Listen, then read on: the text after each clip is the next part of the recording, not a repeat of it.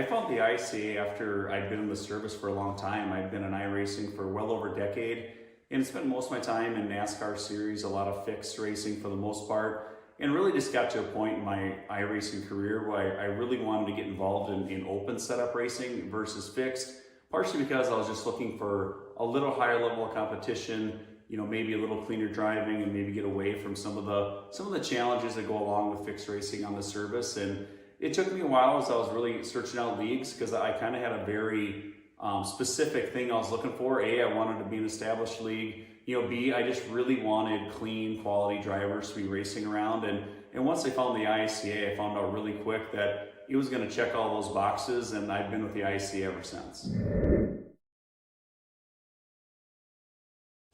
I think the things I like the most about the ISCA is it's a developmental league, but it's also a league that's got some veteran drivers. And I think really what I was looking to do was try to surround myself with some people to better my talent, my skill, and my craft. And that's one thing the ISCA has really delivered. It's got great quality drivers. You learn how to race in close quarters around some of these other people. And I think the other thing, when you do look at the developmental side, once I joined the ISCA, my I rating has soared, my safety rating is better than it's ever been. And it's also really great to see drivers that join our league, really excel over time, some of which stay with the league and some that maybe move on to some bigger things, which is really exciting. We have a great history of developing drivers. We have a great alumni list. But I just really enjoy, participating in the league and just continue to get better each week that goes by.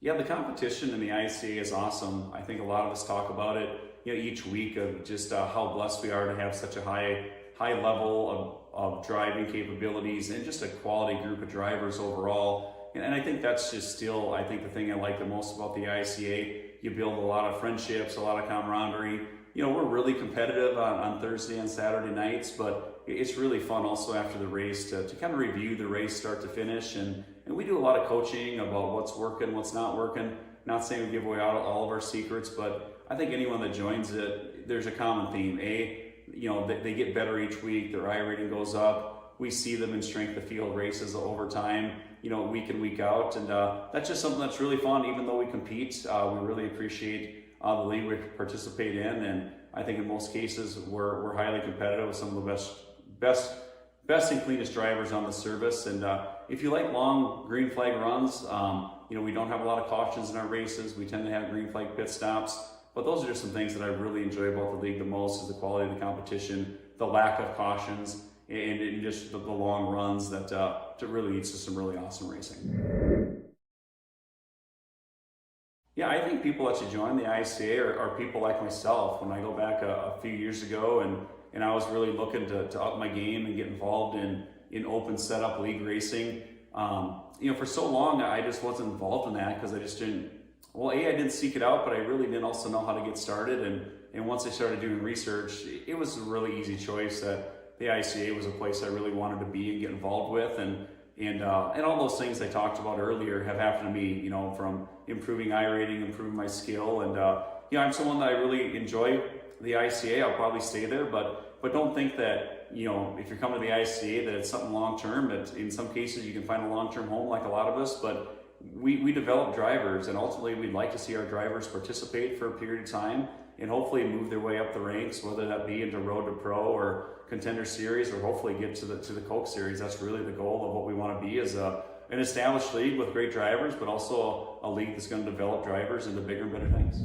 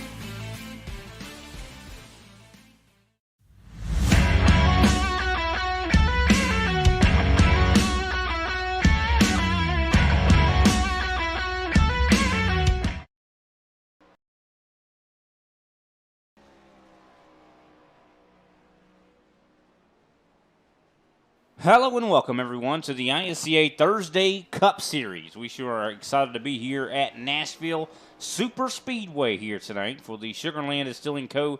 250. And a little bit of an interesting track, Nashville Super Speedway. Of course, it is a 1.33-mile racetrack. Not really sure why they call it a super speedway, but definitely some high speeds, though, on the straightaways, over 170 mile an hour. These guys are going to be reaching, and quite a large field looks like we're going to have here as well tonight. Of course, my name is Brian Britt. I'm joining the booth by none other than Big Al. How you doing tonight, Big Al?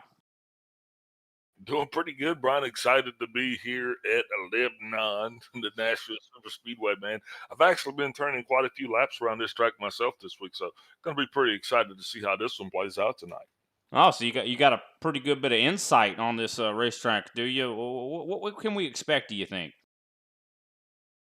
I think you can overall expect it to be clean and green. Guys are going to just have to roll on that throttle and be real easy, Brian. But other than that, I think the racetrack is going to be open, and being the ISCA being as fluid as it is, I don't think we're going to see a lot of cautions tonight.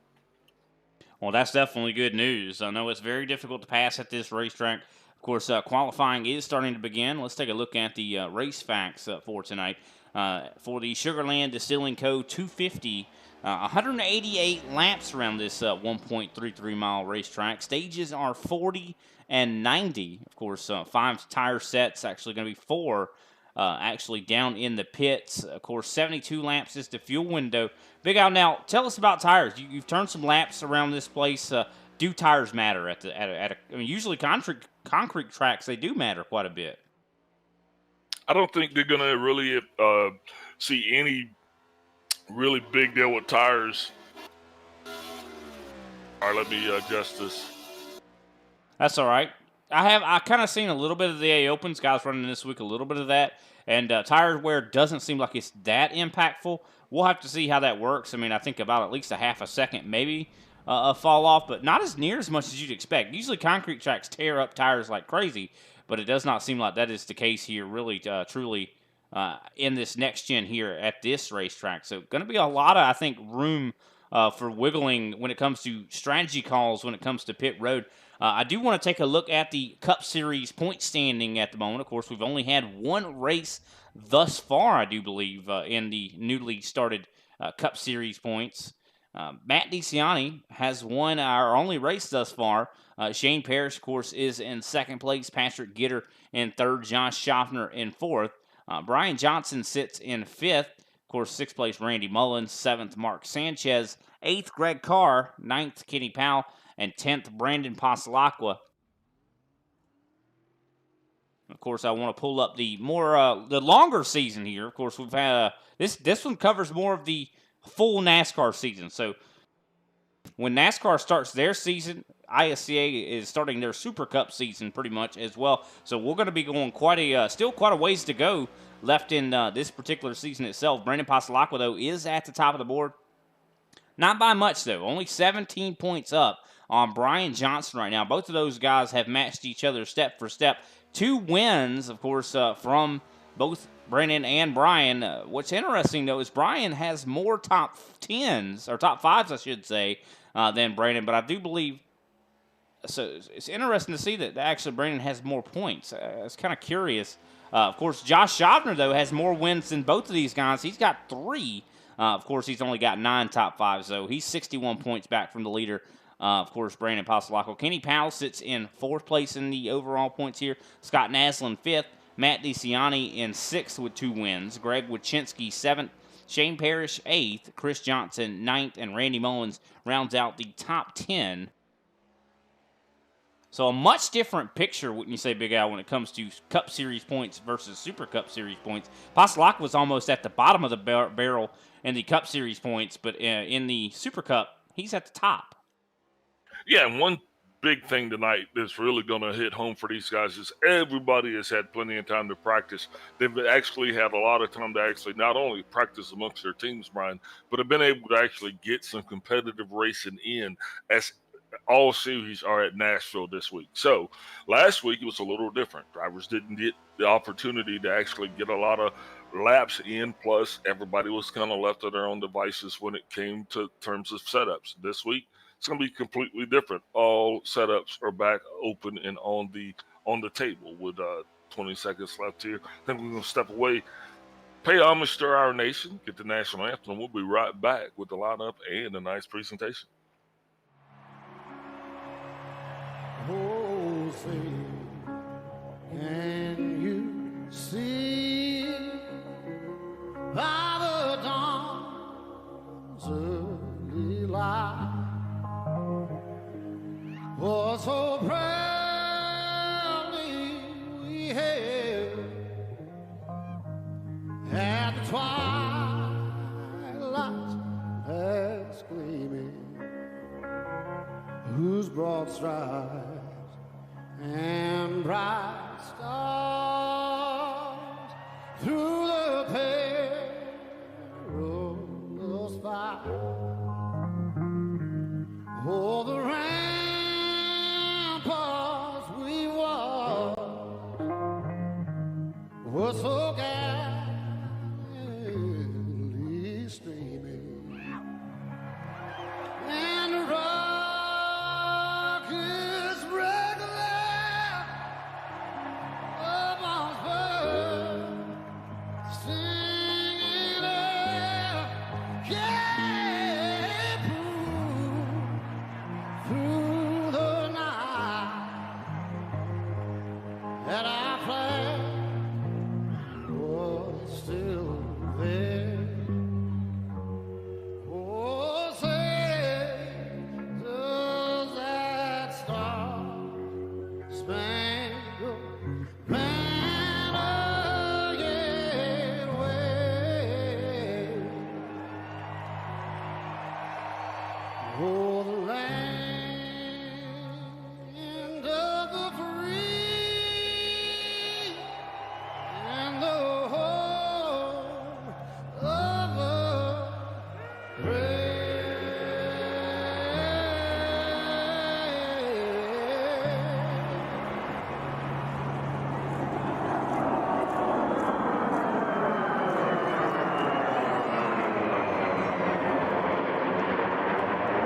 And now, race fans, for the most famous words in motorsports. I just got three things to say. God bless our troops. God bless America. And gentlemen, start your engine!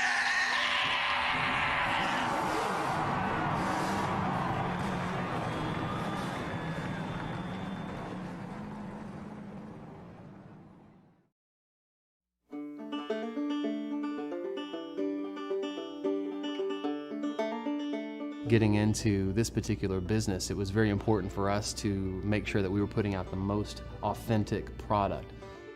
Sugarlands Distilling Company is a fantastic distillery in downtown Gatlinburg, Tennessee. Our goal is to spread across the country. We would love your help in doing that.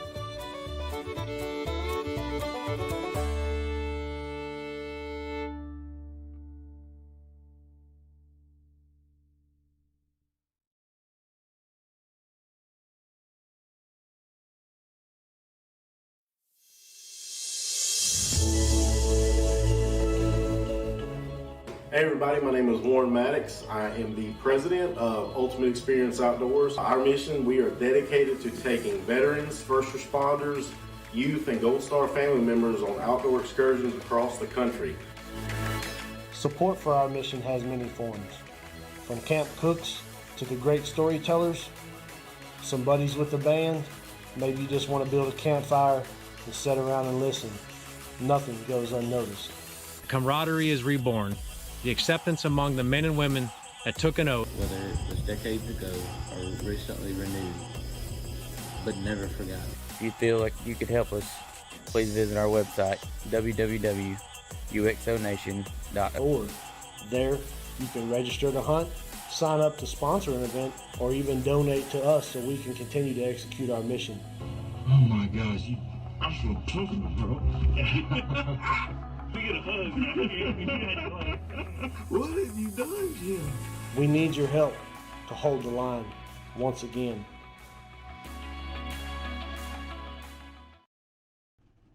For trucks. We are back, ladies and gentlemen, and we do have the grid set for this evening's action. Matt DeCiani qualifies on the pole with a 29.594. Patrick Gitter, of course, starting in second place. I'll tell you what, EPI has been having a phenomenal season thus far. These guys have really sent a huge message. And we've seen a lot of 1-2 finishes out of these drivers, and it looks like they're going to be starting 1-2. And, of course, next up in the running order, I do believe starting order, Travis Manning. This is a driver we haven't seen in quite a while, driving, of course, the 28 machine. Kevin Zosiak, a new driver in the series as well, going to be starting in that 4th spot. 5th place going to be Brandon Pastelacqua. Derek Heitman starts in 6th. 7th place going to be Josh Schaffner, Shane Parrish in 8th. 9th place, Greg Wachinski. Randy Belk rounds out the top 10. 11th place, Greg Carr, and rounding out the top 12 is Brian Johnson. That's going to put Jeffrey Souza in 13th with Stephen Thompson on his outside in 14th.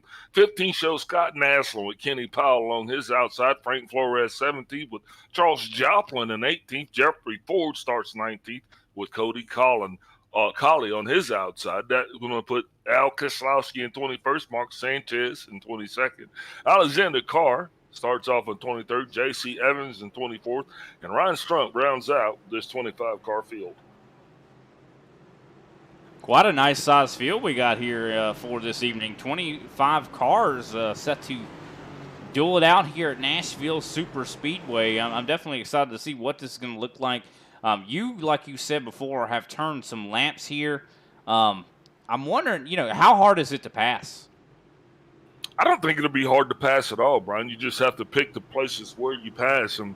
And if you've got the speed to actually bend the corners, I think it's going to work out in your favor. Now, one thing you're going to have to watch out for, that's definitely going to be cold tires. Those cold tires are going to give you that snapback reaction. Probably not a whole lot of satisfaction coming from that. So the driver's going to have to be patient.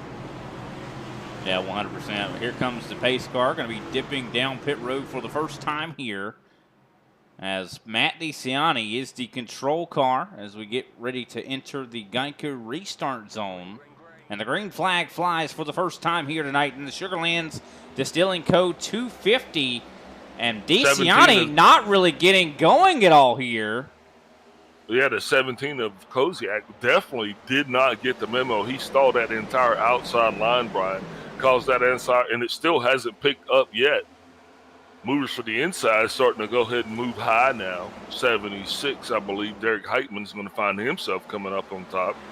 I almost feel like Travis Manning, Matt DeCiani might have started in the wrong gear. Because, he was the control car and just did not get a launch. You see Brandon Pastelacqua trying to make something happen. He's now up to 3rd, but side by side for 4th place is Travis Manning in that 17 we just Derek Heitman in the 76. Of course, Heitman looked really quick at the road course at Sonoma not long ago. So I expect a lot of big things here from that 76.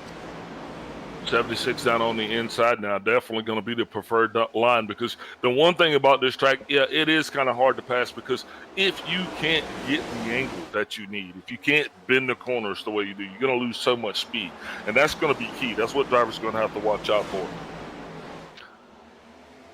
100%. Look at that. Heitman really pulling a slide job on Travis Manning. Manning, of course, has been away for quite a while from this series. And, of course, Heitman definitely, I think, muscling his way around up into that 4th place position. For the most part, everybody is pretty much single file at the moment. I do see a little bit further back. I think Scott Naslin might be battling a little bit further back. But for the most part, like I said, everybody pretty much single file at the moment, with Patrick Gitter up front. Only has about a 1/10 of a second behind to DeCiani. Yeah, back there in 17th, looks like it's either Cody Colley or Charles Joplin. It's kind of out of the rut right there, and that's what's gonna cause you to lose that speed. What we're talking about now, you'll see everybody pretty much single file line right now. These drivers are really kind of letting those tires get up to operating temperature, Brian, because cold tires not going to be your favorite. Lap 5 in the books right now, 188. So far, Patrick Gitter is still the car that's out front getting it done. Matt DeCiani, after a slow start, starting to battle back up now, he has got his wheels pointed in the right direction and giving Gitter all that Gitter can handle. Brandon Pasalacqua, another driver who we hadn't actually seen on the set here for quite a while. He had actually taken a little bit of a hiatus. Good to have him back. Look at the speed we're seeing from Josh Schaffner moving up to 6th place, able to get by Kevin Zosiak there. And he's definitely been a very strong contender as well. If I'm not mistaken, definitely a really great finish last week at Homestead. I think he almost won the race.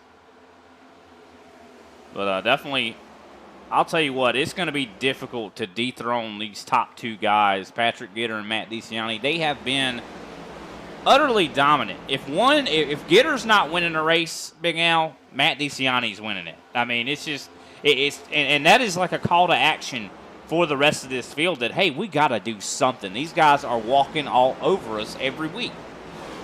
So do you think guys are starting to feel a little desperate there? As the 6th car, Brandon Pasalacqua, really gets out of the fray. Here comes Josh Schaffner. Going to see how he actually works with it. I'm not sure exactly what happened to the 6, but he started to bobble and wobble, and that cost him at least 1 spot. The bobble and wobble, I'll tell you, that's a new one. I like that. Yeah, he was up in 3rd, actually. Pasalacqua was up in 3rd, now back into 5th place. So there might have been a little bit of contact there, possibly. Not quite sure, but I know this is a track that where contact is quite probable for sure, especially with how difficult it is to pass. It's almost like a short track in a lot of ways, this track is. And if you don't meet your mark, you will find yourself slip sliding away, and you will definitely make contact with the wall. So there's going to be a couple of different areas drivers are going to have to watch out for, especially coming into 1 and 2, and then once again in 3 and 4. And as we progress, I think we might even slip down inside the cars there, man, and see what gear setups these guys are running, and maybe if even some of them are shifting. I'm not even sure. Yeah, I have heard of some guys shifting. I mean, we're looking at right on board here with Matt DeCiani, and he's actually running a 4th gear, or he is shifting.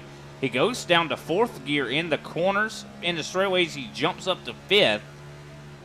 And this is something I think that a lot of drivers are doing. I think a lot of the guys' setups out there are kind of utilizing a setup that does require shifting. But look at the runs that DeCiani's getting here up to the back of Patrick Gitter. He's almost bump drafting him into the corners. So curious to know how this is going to all play out. I know Dirty Air, pretty big at this racetrack.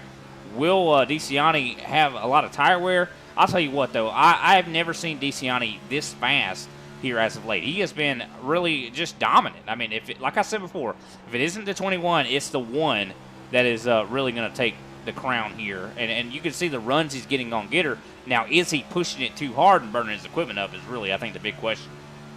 Yeah, speaking of pushing it too hard, the 17 and the 66 are battling side by side right there. Now, that is Shane Parrish and Kevin Zosiak. Looks like the Parrish is going to get the run right here on the inside, and you know me, he's going to be pushing for that Ford Mustang. Yeah, of course, and we talk about Shane Parrish probably every week, just about how that guy, I mean, he looks like he's going to get to victory lane every time we see him out there on the racetrack. He always has the best long-run potential out of anybody really out there on the racetrack. But the problem is it's kind of marred back right now. Yeah, the problem is once you're running side by side, it really takes away the advantage of both drivers to actually get those arcs, because this is a track where you want to kind of stay high and then arc low. And you'll see drivers trying to get down there to that yellow line and trying to roll that yellow line, and that's when you'll downshift trying to just pull it right on there. So, I mean, it is passing is possible. It's not impossible. It is difficult, and you definitely have to set up for it. Speaking of which, we see Randy Belk right now, I do believe, trying to make the pass there for 8th place on the 17. And I think he is going to be able to manage to do that. Randy Belk, another new driver to this series. Haven't seen a whole lot of him before, but definitely coming out to the scene strong, I'd say. Yeah, the 17 definitely kind of got pushed out of his route, if you will. He's be wanting to get that line back so he can get his speed back up. Here comes the 22 of Scott Naslin. He says, Randy Belk, you want 8th place? I'm going to take it from you. And there goes Scott Naslin up to 8th place now. The 17, you mentioned, trying to probably take advantage of this, gets incredibly close to the back of the 33. as Matt DeCiani is actually challenging for the lead here. Challenging, I shouldn't say challenging, I should say has secured the lead.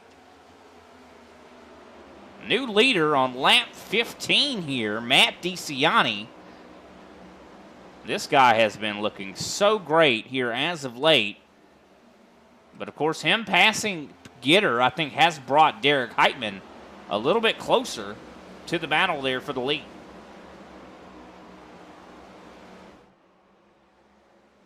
Yeah, drivers are going to have to do that. You know, you're going to have to pace yourself and figure out exactly how fast you want to push this. I mean, tire wear probably, it could be made more prevalent just by, you know, unfortunate circumstances. Meaning if you're getting pushed and you're not actually able to run that zone that you want, you could actually definitely find yourself burning the tires up a little faster than you want. Now, this is interesting right here. We talk about the different gear ratios that a lot of drivers are running. Derek Heitman is not shifting. He is staying in fourth gear pretty much the entire time, and it seems like it's working for him right now. I mean, he kind of redlines it right before the entrance to the corner. But, I mean, this could be a lot simpler of a way to handle it, and it seems like he's not lacking in speed. Yeah, a lot of teams got the option, Brian. That's the one thing that the sequential 5-speed transmission they gave us. It gave us the option to be able to run that fifth gear if you want. So, you know, I mean, I did know there were going to be some teams that were not going to be shifting this week, and we'll definitely be able to see how this plays out at the end, though. Yeah, 100%. Of course, it's even a different rhythm. Oh, yeah, for sure. I mean, it changes. A lot of times the gear ratio can change the whole handling of the race car. Parrish down the inside. Yeah, Parrish, of course, getting by, I do believe, Josh Schaffner. Schaffner's starting to struggle a little bit. This is not like the Iceman, the 50. Usually we see him at tracks like this just really, I'd say, this is kind of a track I think that would suit him well. But something is not going right with that 50 machine. You even see the 22 of Scott Naslin starting to really put some pressure there on that 50 as Schaffner has now fallen back to 7th. Yeah, Travis Manning also having his hands full as well, Brian. Starting to get a little bit of a dog-leg waggle there in the back end of his car.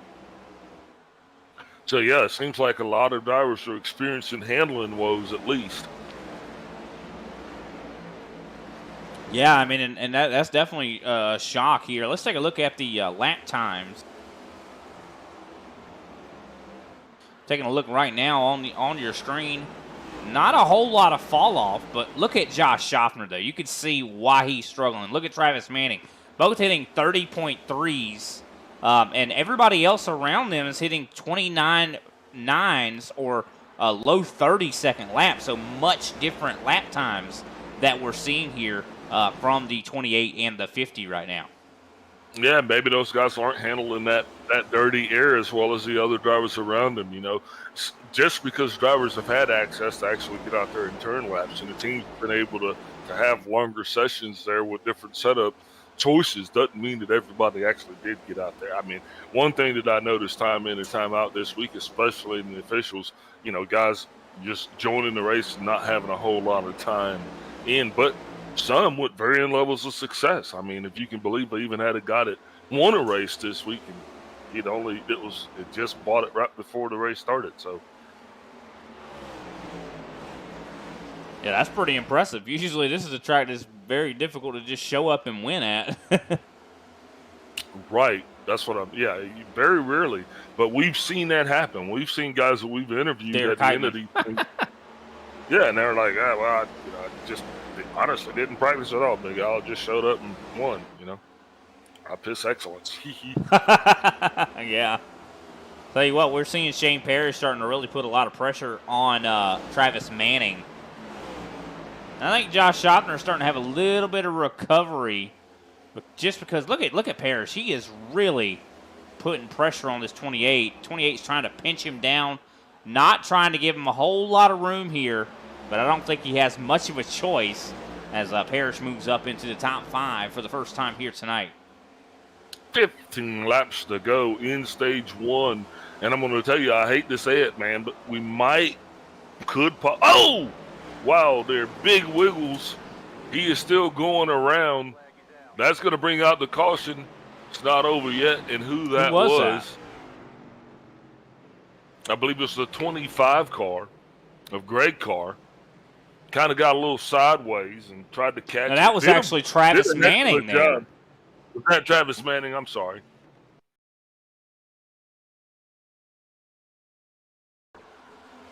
We saw Travis Manning, of course, get passed by Shane Parrish. And I think, a little bit of Josh Schaffner, the Iceman, getting into the rear end of the 28. That could have definitely ended some other races. You see Randy Belt making evasive maneuvers. A lot of drivers having to take evasive maneuvers there, Big Al. Yeah, but kudos to my man for holding it down, though. That's the key thing, is knowing how to wreck. So, I mean, I'm pretty proficient in it personally, but that guy seems like he knows what he's doing as well. Take a look through the cockpit camera here of Josh Schaffner. See exactly what happened. I think he just might have missed his...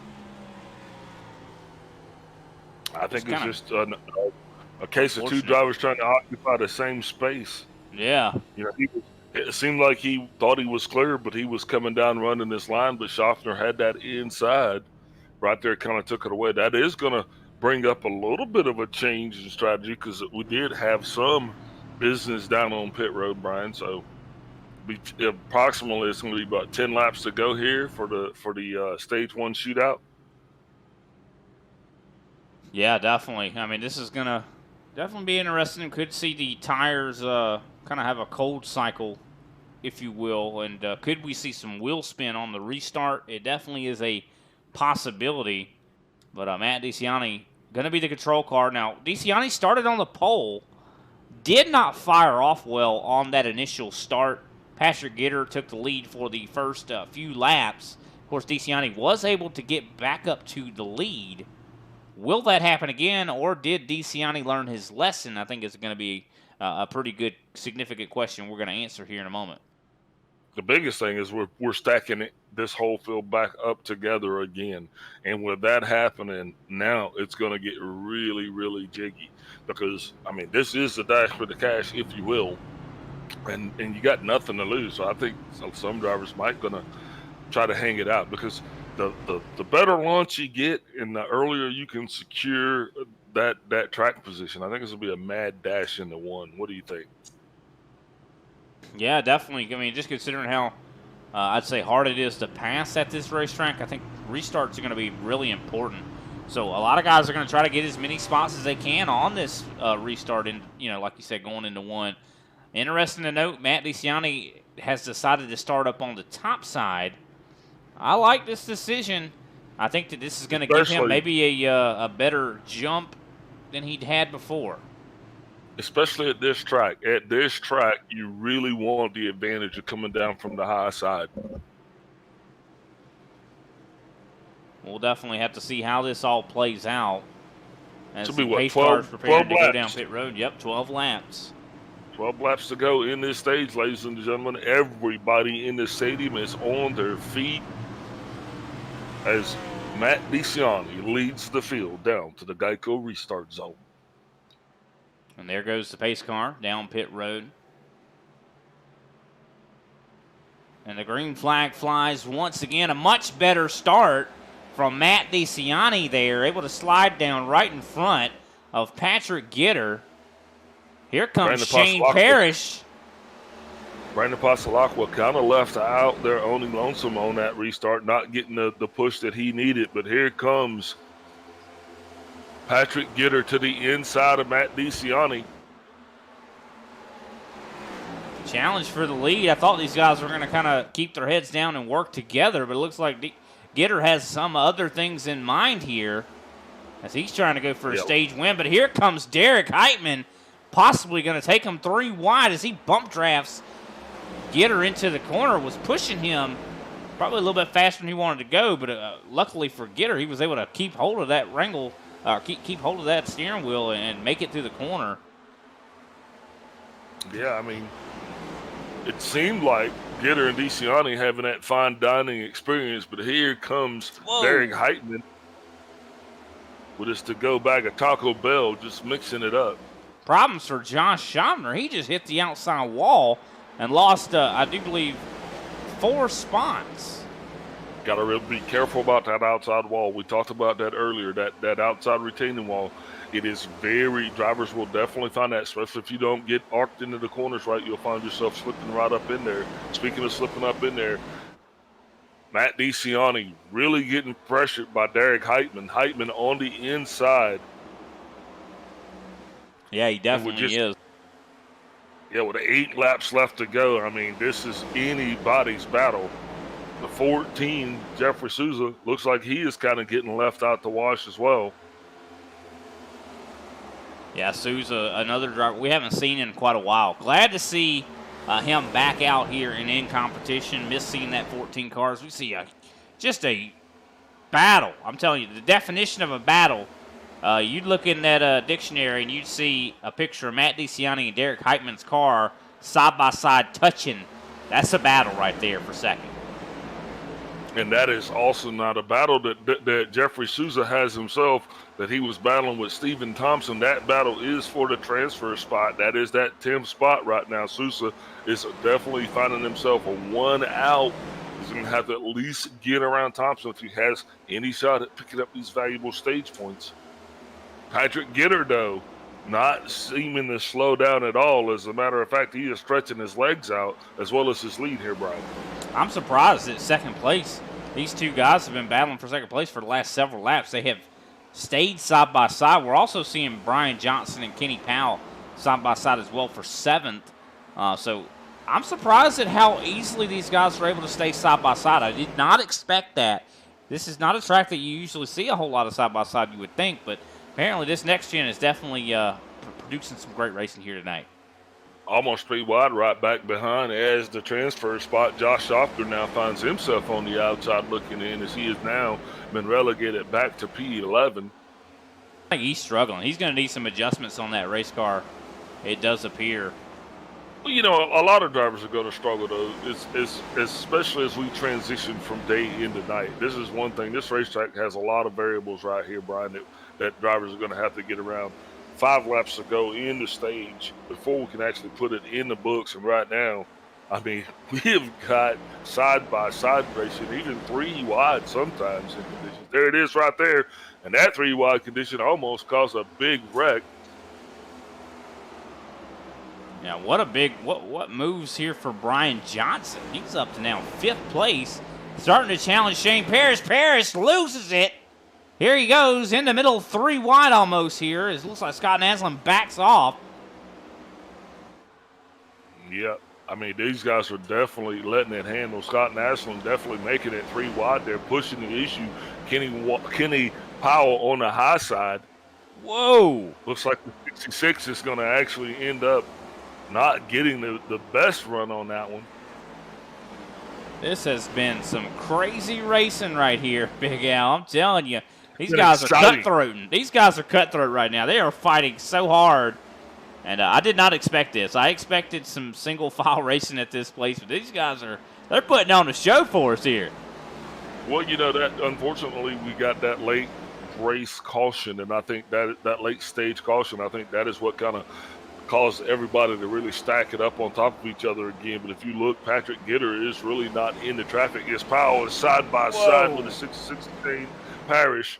I wouldn't call that side by side. I'd call that connecting. Yeah, they were inside each other right there. We'll have to take a bath after that one.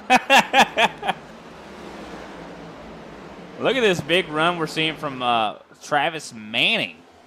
He's going to take him 3 wide. Here he comes to the inside. He's going to try to hold his position. Getting really tight right there. You know somebody shifted him. Whoa. Good move from the 28. How did he make it past those guys? Wow. He got a 2-for-1 special right there, boy. He willed it in there. That's what he did. But here we go. He comes making another move around Brandon Pasalacqua.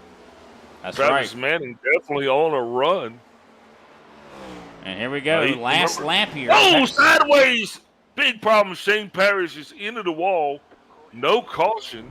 Caution is out. Oh, He and did Parrish lock it comes down. Looks like we got a problem also for Randy Belk. And it looks Yeah, like definitely Josh have to look at Schaffner. that. And I also do believe Mark Sanchez. This is going to be, of course, the end of stage 1. Patrick Gitter, first place. Derek Heitman, second. Matt DeCiani, third. Scott Naslin, fourth. Brian Johnson, fifth. Travis Manning, sixth. Brandon Passalacqua, seventh. Kenny Powell, eighth. Stephen Thompson, ninth. And Cody Colley in 10th. Let's take a look back and see exactly what happened here. I believe it started with Shane Parrish. I do believe you're right. We're going to see if we can't identify. You see Randy Belk. I think he was trying to make a pass to the inside. Boom. Just right there. Just a little touch. That's all it takes. And a huge hit for Belk on the outside wall. Breaks the toe link and his bumper. And you see Parrish slides down the racetrack. Almost kills someone. Also, I see Josh Schaffner has some sort of issue. And I'm wondering if he was trying to dodge. And you also see Mark Sanchez. This is a lot of damaged cars because of this. Kozlowski, Belk, Sanchez, all recipients of that dreaded repairs required flag, a.k.a. the meat flag. Definitely going to not fare well for some of those guys. Yeah, no wonder why. Of course, after that, let's go ahead and bring in our, if we can, if pit stops have completed. I do believe we're going to go ahead and bring in our Stage 1 winner, Patrick Gitter.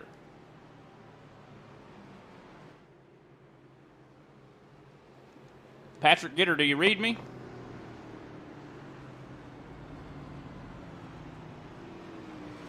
Patrick, do you got me?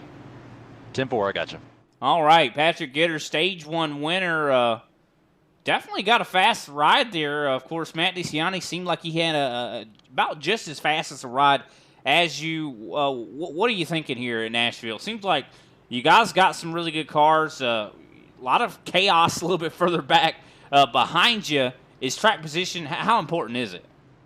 Man, I think it's important here with the tire wear. You see it at Nashville, concrete track, surface, hard to pass. So, yeah, I mean, I think track position is going to be big. Just try to keep it clean here and see what happens. All right, well, I know we didn't get a whole lot of time to talk to you because we were going back to see what happened in that wreck. But who can we give a shout-out to before we let you get back to it? Yeah, man, EPI, Team Conti, Martin PC, C12 Design, and I'll shout out Michael Conti specifically. He gave some coaching this week to me that has been helpful so far, so we'll see if it pays off. All right, well, best of luck to you, brother. Yes, sir. Appreciate it, guys. All righty, that was Patrick Gitter, driver of the 21 and winner of Stage 1. Here we go, Stage number 2. And, of course, this is going to go to lap 90. The control car, Kevin Zaziak, and is he on old tires here is going to be the question.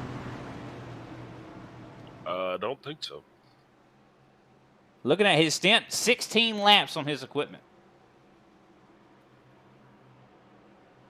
So this could be interesting as the green flag flies once again here as we begin Stage 2, and you can already see just does not launch, and that is going to hold up Derek Heitman here. He had a failure to launch earlier, too, as well. The 17 did. I'm showing him only on 5-lap old tires. So, well, that's interesting because I got him on 16, so we'll have to keep an eye out. Of course, Patrick Gitter back to the lead.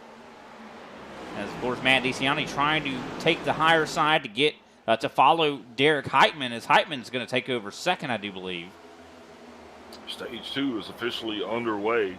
Drivers hopefully had got a chance to go back to the drawing board, make some adjustments, come back out here, and a chance to get ready to fight another day. And it looks like some drivers did just that as Matt DeCiani's trying to undo a deficit.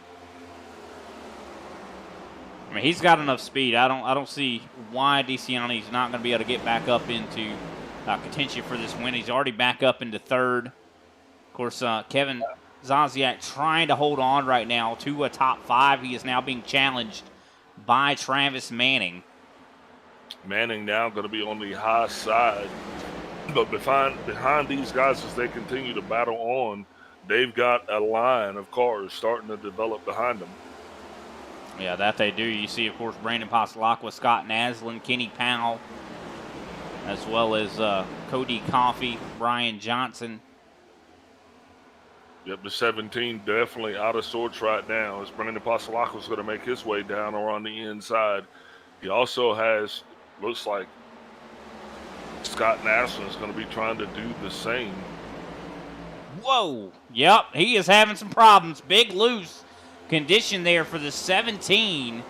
Somehow able to keep that together. That was a big save there for him. That could have easily took out some guys, but luckily that was not the case. We have a new leader as well, Derek Heitman, up in the front now.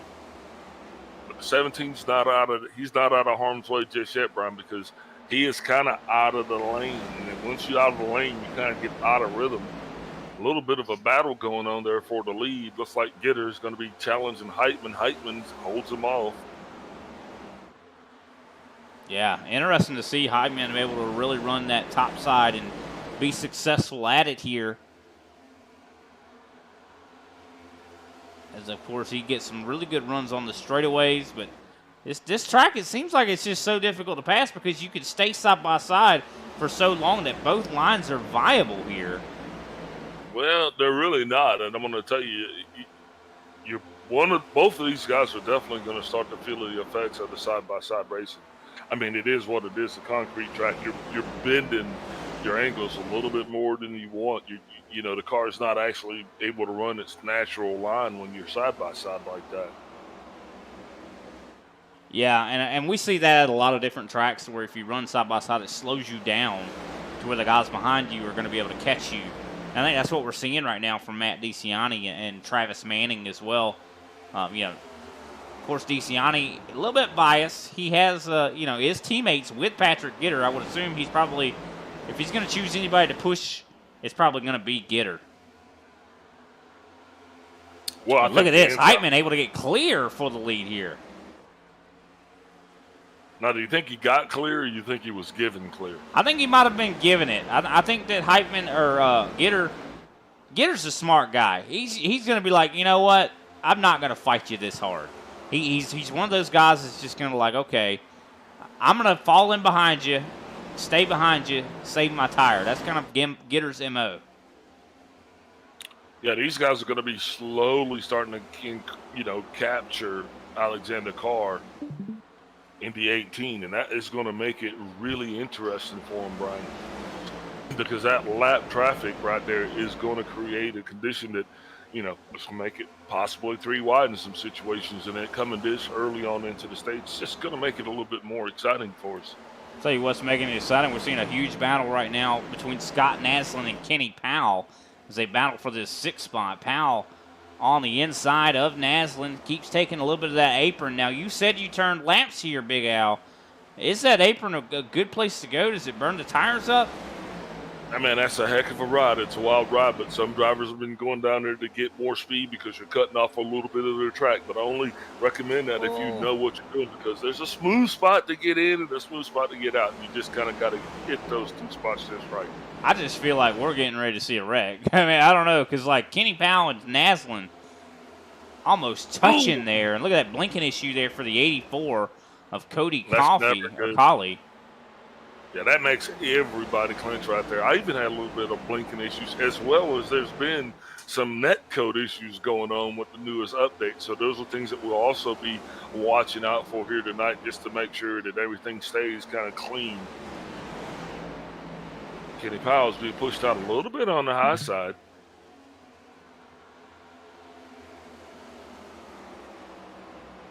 Yeah, it looks like he's trying to rebound here to get back up to Naslin. Naslin trying to get up into, of course, Brandon Passalacqua's business here. Derek Heitman, though, out to about 0.3 of a second. These guys are being very aggressive at the moment as we come up, I do believe, to 25 laps to go here in this stage. Well, I'm sorry, actually 35 laps to go. Yeah, still a ways to go. It's almost like we're just getting started good. That first stage only 40 laps. This one actually 50. Yeah, a little bit more unknown territory here for these cars. See how far they get.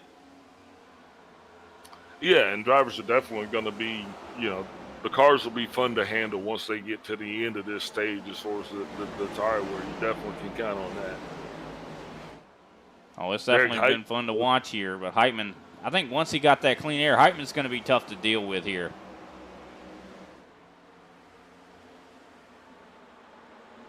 Well, that and you kind of let them go.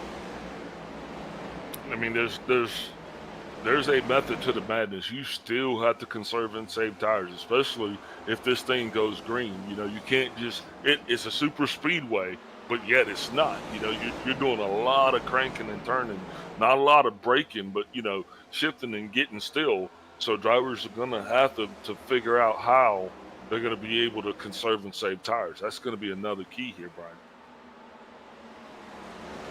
Yeah, of course, and you also can see that it's getting a little bit darker.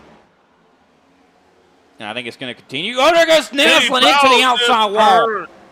Yeah, with a little help from the front bumper of Kenny Powell, we can watch that one back right there. But, I don't know. That was a bet code, I guess, right?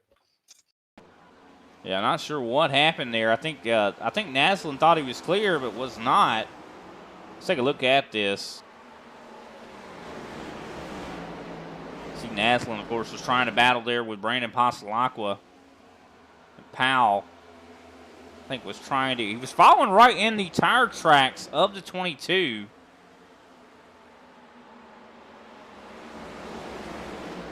Let's see if we can't see. Oh, I know exactly what happened. Naslin got loose off of turn 2, and Kenny Powell had more speed than he did. Tried to take the lane that was still open and unfortunately turned Scott Naslin. Let's take a look at from a different angle here.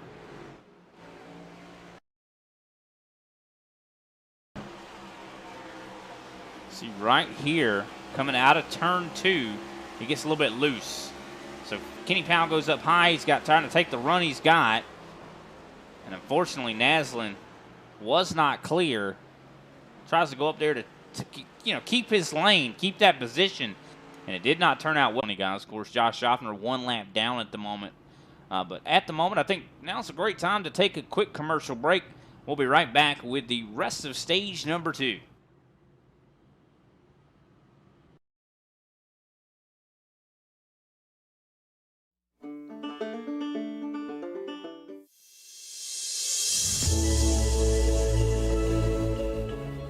Hey everybody, my name is Warren Maddox. I am the president of Ultimate Experience Outdoors. Our mission, we are dedicated to taking veterans, first responders, youth, and Gold Star family members on outdoor excursions across the country. Support for our mission has many forms.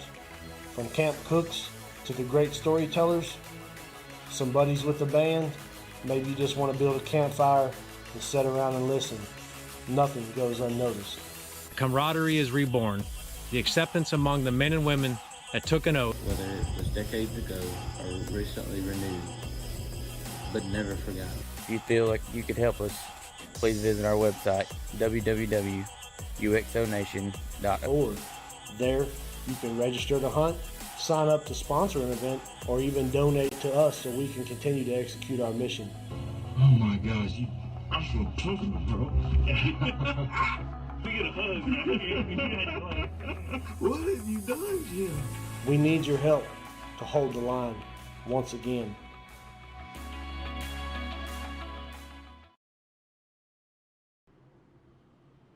Welcome back, ladies and gentlemen, to the ISCA Thursday Cup Series as we tackle the Sugarland Distilling Co. 250 at Nashville Super Speedway.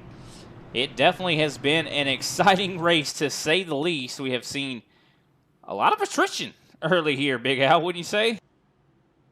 Yeah, definitely. Surprisingly so as well. 2 unscheduled cautions. I guess no caution is scheduled except for the stage breaks, but that is actually claimed the racing night of at least 2 drivers. I believe Ryan Doak and Al Koslowski have prematurely retired. 1 to green, lights out on the pace car, getting ready to take this thing back. We'll be running, I believe, will be 18 laps remaining in stage 2. I think actually we have 28 remaining. 28 laps remaining live. Don't worry, I got the number wrong just a few minutes ago too. So it's a 10-lap curse right there. That's the Carolina right. 10-lap curse.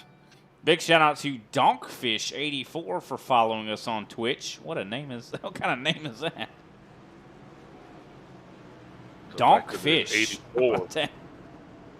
Or is it the fact that there's 84 of them? But here we go. Pace car getting ready to take a left turn down pit road. Derek Heitman going to be the control car here as we get ready to exit turn number 4. And here we go, getting ready to enter the Geico restart zone. And the green flag will fly once again. Heitman goes a little bit early before the restart zone. Oh, he was in the zone. Auto zone. Yeah, AutoZone appreciates the free advertisement. No, I'm saying get in the zone, auto zone.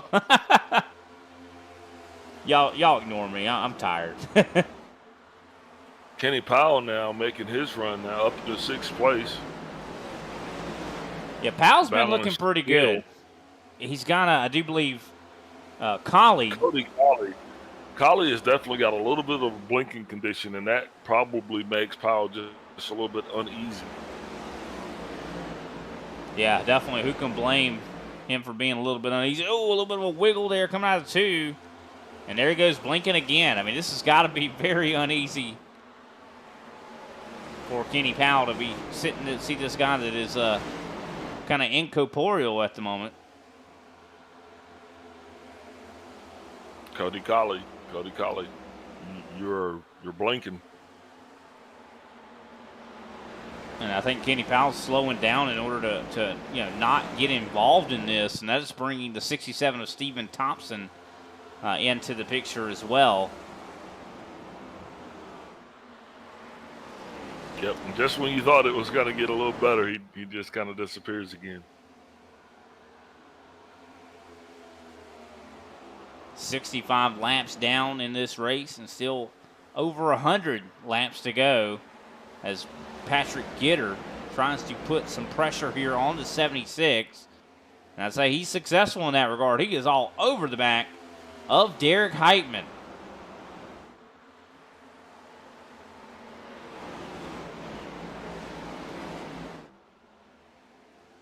Of course, Heitman trying to hold on to the clean air.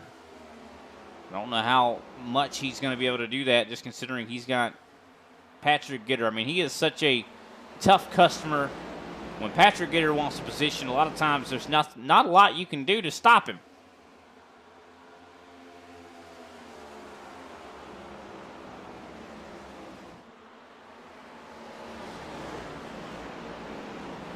Very tame, I'd say, here at the end of stage 2. For the most part, everybody is single filed out.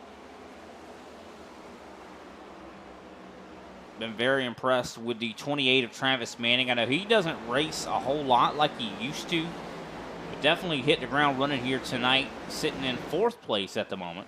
As we see J.C. Evans trying to challenge the 4 of Brian Johnson here for 9th place. Yeah, it's been an awesome race here tonight thus far. Action-packed through 2 stages so far. The end of the first stage was just as exciting as the beginning, and we've seen a lot of side-by-side racing here as well, Brian. Yeah, we definitely have. Surprised we're not seeing it right now. I think a lot of these guys are just like, hey, I need to survive. Seen a whole lot of guys that have not been surviving.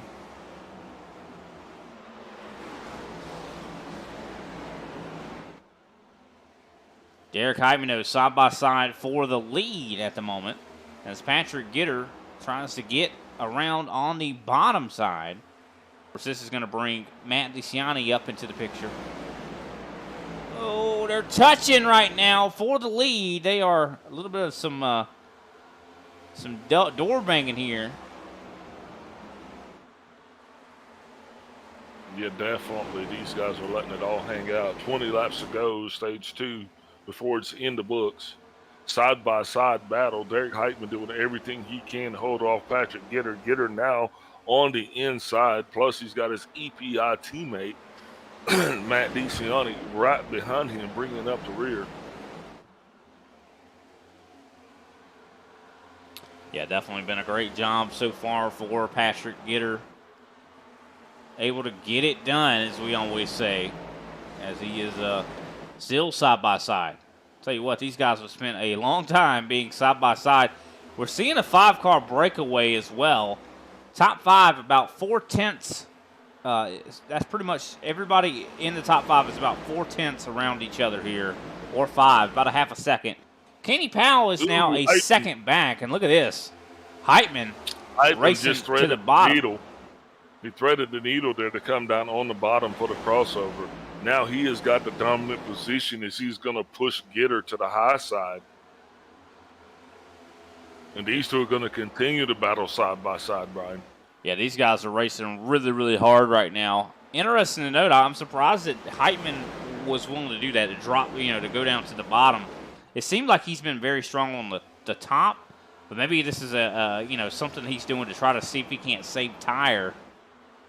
Or maybe it's just a battle for clean air, man. Maybe he understands the value that you get from being out front, and that's something he's not really ready to part with just yet, because Patrick Gitter and Derek Heitman are battling like it's the last 2 laps of the race when we still got 25 to go in the stage. Yeah, these guys are battling hard, and wouldn't be surprised that these guys even maybe have an accident with one another. The way they're racing each other very hard, but I think that comes as a result of how much respect that they have for each other. They race each other pretty much, every week they race each other. So I mean, Heitman and Gitter, I'd say know that they can race each other hard and lean on each other. That's one thing about ISCA as well that we see quite a bit is these guys do race each other very hard. Everybody in this series, just because they know each other. They've raced each other for some regard, even some of them years. Yeah, but when you know a guy, and you know the people that you're racing around, it allows you to be a lot more comfortable, Brian. And so therefore, you're not taking chances. You just it's good hard racing.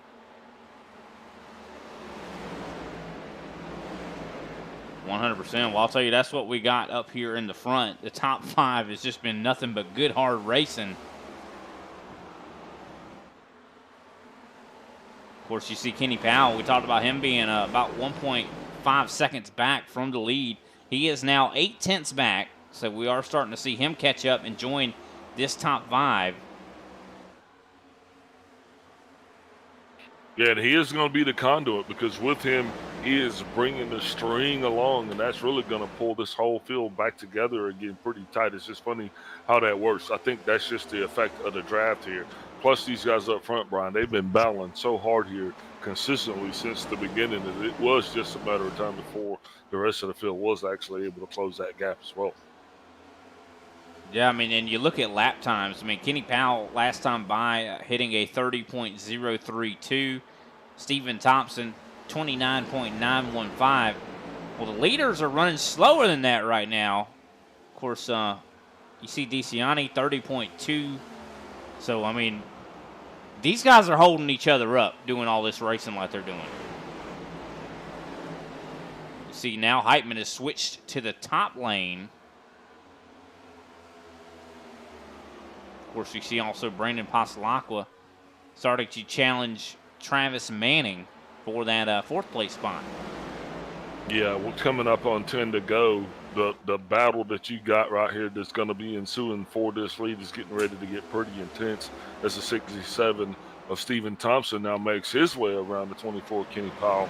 This is where those late stage charges are now getting ready to go. With 10 laps to go, now it's time to this is go time. It's time to put the throttle down now. Now we make our charge to the front. Oh, yeah, definitely now is the time. If you're going to do it, you might as well do it now. These guys look like the Blue Angels up here in the top 5. I mean, they're running in staggered formation as Heitman still is in the lead. Yeah, 10 laps to go, and they're keeping it nice and tight, Brian. And it's just giving us, I mean, once again, everybody in the arena tonight is they're on their feet. Everybody's standing up watching the spectacle that's unfolding right here in front of us. I mean, very much so. And not over yet here as we're coming to 8 laps to go in stage number 2. Of course, Patrick Gitter won stage 1.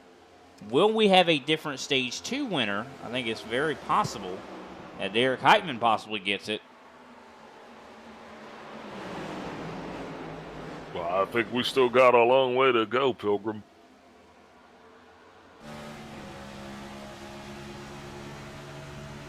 Taking a look, I think this is probably the best seat in the house for this battle for the lead. Matt DeCiani can see these guys battling lap after lap after lap. I mean, and it's definitely, we're coming down to the wire in this thing. And look at how tight it is between the top 8.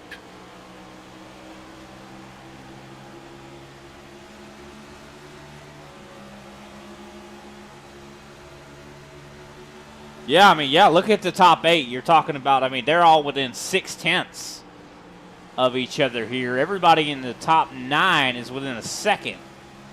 That's saying something. These guys are all over each other. Here comes Travis Manning above DeCiani. Yeah, the top 10 is all right there together. Those are going to be your stage points. And these guys are battling it out, man. They're literally acting as if it is 10 laps to go in the race. Just 6 laps left in this stage. Still side by side for the lead. Derek Heitman, Patrick Gitter. Matt DeCiani now has a little bit of company as Patrick Manning has decided to throw his hat into the ring. DeCiani's not going to slip back. Going to be interesting to see just how far back he falls.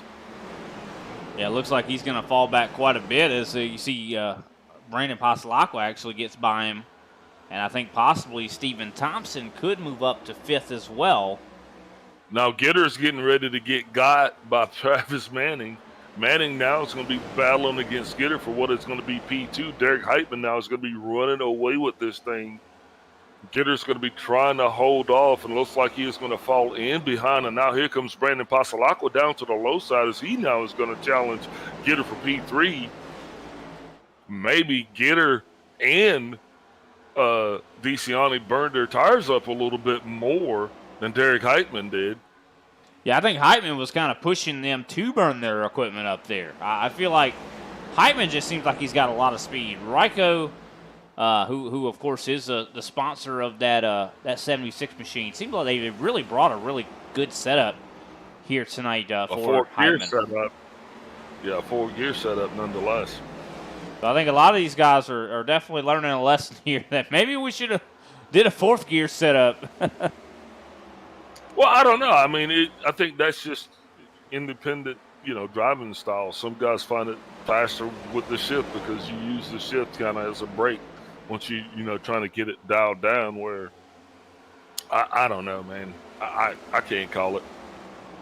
And I'm sure it's not just the gears either. I mean, I'm sure there's a lot of other things they did to that car to make it rotate a little bit better. Yes, sir. Yes, sir. DeCiani, though, still losing spots. He just got passed by Kenny Powell. Now Powell up to 6th place. Of course, Heitman with about a half a second lead now on Travis Manning as we come, I do believe, very close to 1 to go here in stage number 2. Yeah, definitely going to be racing back to the flag here. Yeah, here we go.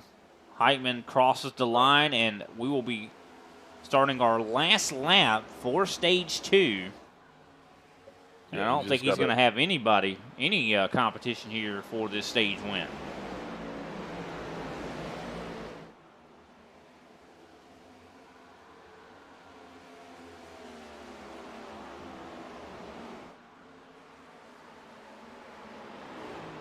Stage 2 looks like it's going to come to an end a little bit calmer than stage 1 did. That's right. I think they wrecked to the end of stage 1. But yellow flag is out. Derek Heitman, your stage 2 winner. Travis Manning in 2nd place. Patrick Gitter in 3rd. Brandon Pasalacqua 4th. Stephen Thompson 5th. Kenny Powell 6th. Matt DeCiani 7th. Brian Johnson in 8th. Cody Colley in 9th. And J.C. Evans rounds out the top 10 points paying positions. With that, I think now it's the perfect time to go ahead and take another step away, and we'll be right back with whoever Big Al decides he wants to talk to.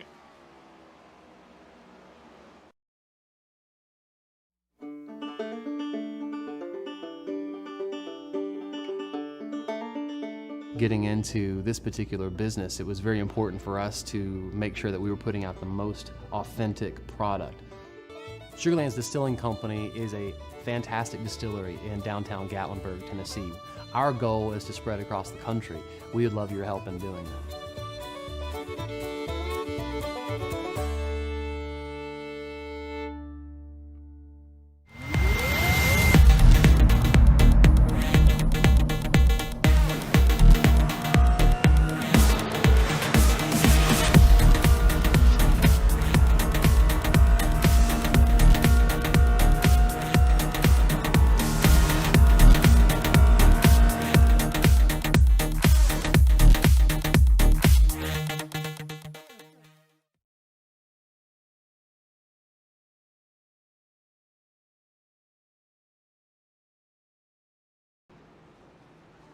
Welcome back, ladies and gentlemen. As you can see, yellow flag pit stops are underway as we get ready to get started with stage number 3.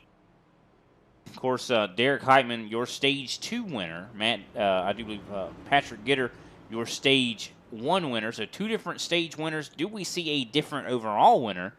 As, of course, Heitman wins the race off of pit road. I do believe Big Al is going to be standing by with our 76 and stage 2 winner. Hey, Derek Heitman, Big Al up in the booth. You got me? Going on? Well, I'm going to tell you, it looks like you got yourself quite a sled down there tonight, boss. Yeah, this thing is, it's eating. It's definitely digging. Now, it looks like you're running a 4-gear setup. You care to talk about that a little bit? I mean, it's a 4-gear setup. It just eliminates from having to shift in the corners.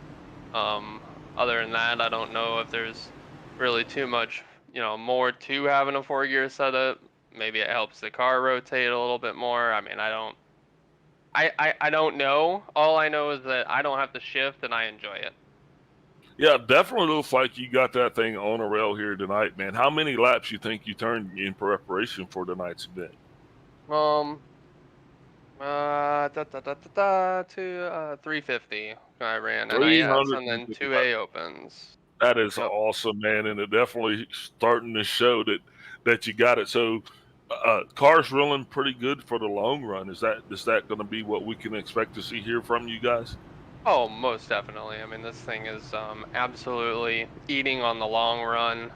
The tires are holding on, so as long as I don't give up track position and get stuck in dirty air, we should be in good shape. All right, Roger. That's exactly what we were kind of speculating up in the booth here tonight as we was watching this whole thing unfold, man. But definitely looks like you got yourself a rocket ship. Always a pleasure to watch, and I know this is probably your first time running this track. But hey, mid-race, who's your stage 2 shout-out going to? Stage 2 shout-out's got to be Ken Byron for just putting together an amazing machine for this week. We've been absolutely kicking butt in all of the races, and it's been terrific. Honestly, it's a great experience. Yeah, I bet it does feel good to win here. Hey, congratulations to you, boss, and hopefully if you keep up doing what you're doing, we'll see you at the end of this thing. Appreciate it, guys.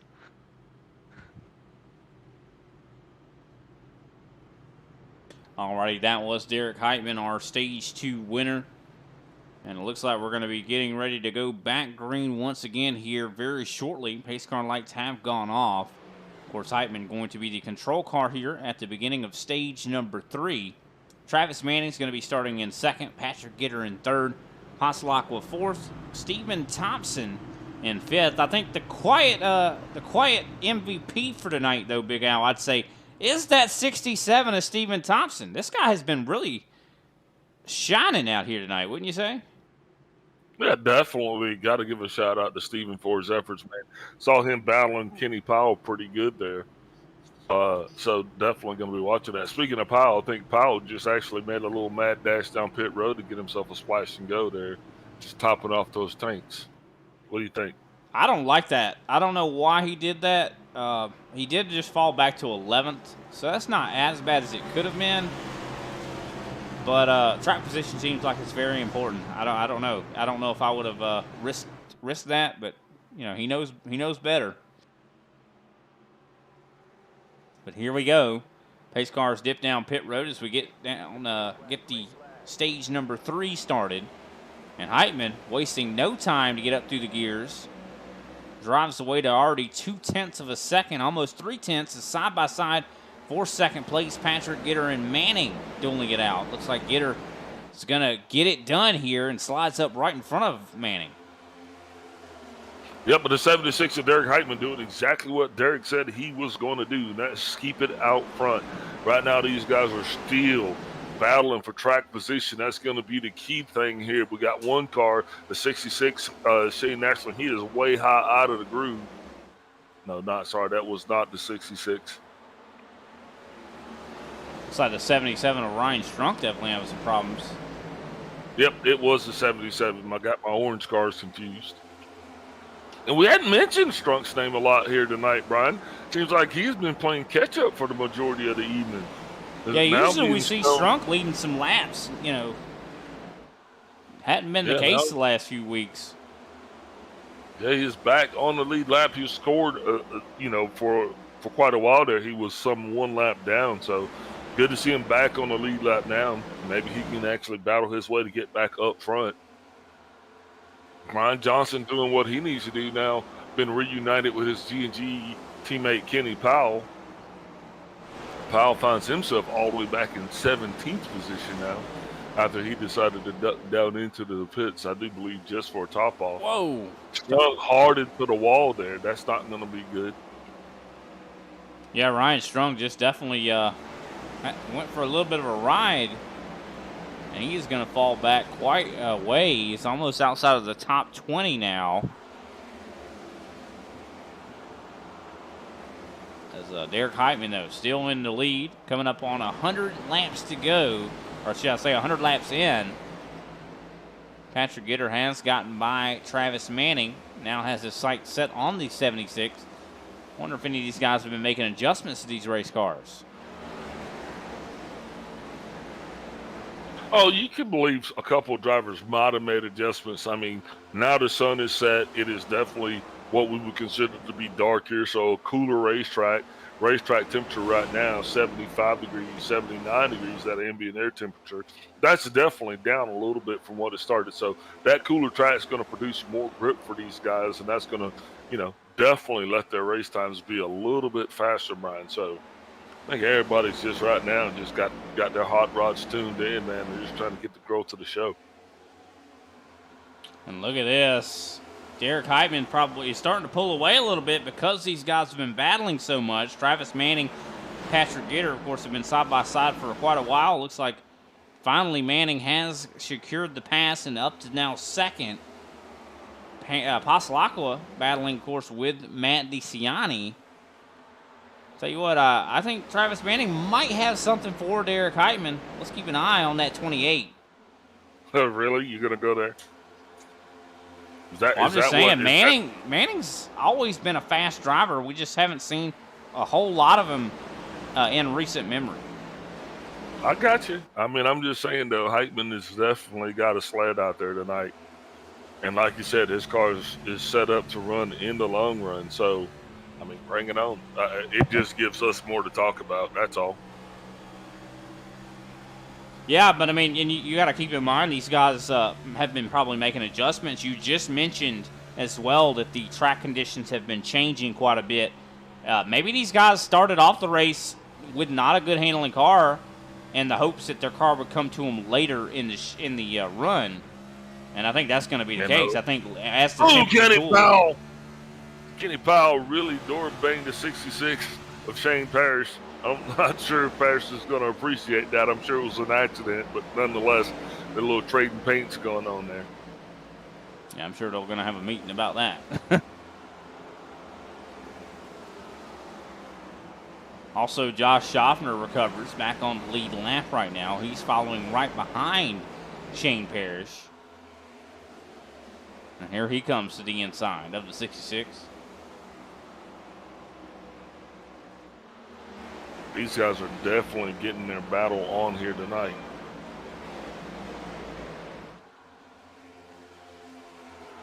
Yeah, and here comes Travis Manning. I mean, he has been all over Derek Heitman right now.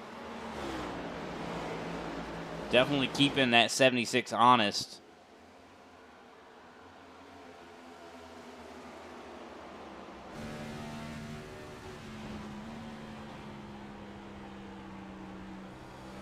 Taking a look through the cockpit camera here of Travis Manning. See what he's doing here. Here it comes to the inside. He is running a 5th gear setup, so he is shifting. And he is going to challenge for the lead here. I don't think Heitman's going to relinquish. I mean, the one thing he said that he had to do, and that was fight for clean air, Brian. And he talked about how good that car was rotating. And you did say Travis was going to bring it, and I think Travis has done brought it. So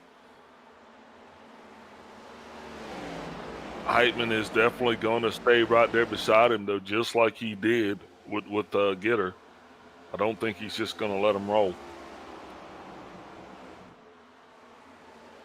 No, it's definitely going to be, I mean, every battle we've seen so far tonight, they've stayed side by side for a long time. I mean, it has not been to where, you know, a quick pass. I don't think there has been a quick pass here tonight.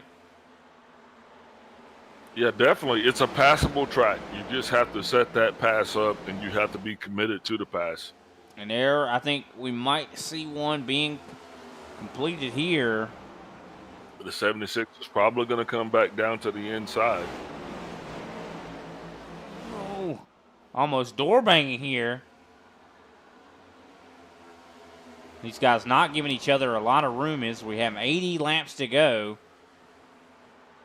Oh, more contact here for the lead, Manning and Heitman. Oh, Heitman getting a little bit loose out of turn number 2, and he will lose the lead. He's going to have to recompose himself now, Brian, and you know that's exactly what he's going to do because he has got to play catch up now, and he's not going to want to have Gitter breathing down his neck. So he's got to try to find that line and also got to try to figure out where in the hell did the 28 come from. Yeah, I mean, Manning had to have made a really good adjustment to that race car to be able to get as much speed as he has right now. Of course, Heitman did mention in his interview when you asked him, he talked about how important track position was and how, you know, I'd say crucial clean air could be. And now he is in dirty air. He said that he felt like he was going to be in danger if he got into dirty air. And now he's ultimately he's running not his own race. He's being forced to do things now that he didn't want to do. Number 1, be second. 2, be in dirty air. 3, he's got to now race the race behind him as well as the race in front of him. So, you don't think about that, but task saturation already from the cockpit perspective, it's a lot easier when you're only having to worry about the guys behind you as opposed to having to worry about the guy in front of you as well as Patrick Gitter right there in your rearview mirror.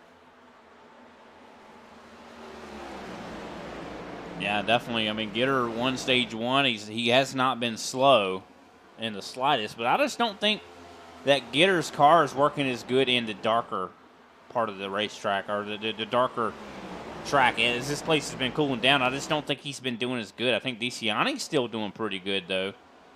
Tell you what, been impressed. Having a quiet night, Brandon Pasalacqua, and this is exactly why this guy is, in the Super Cup points lead. He is consistent.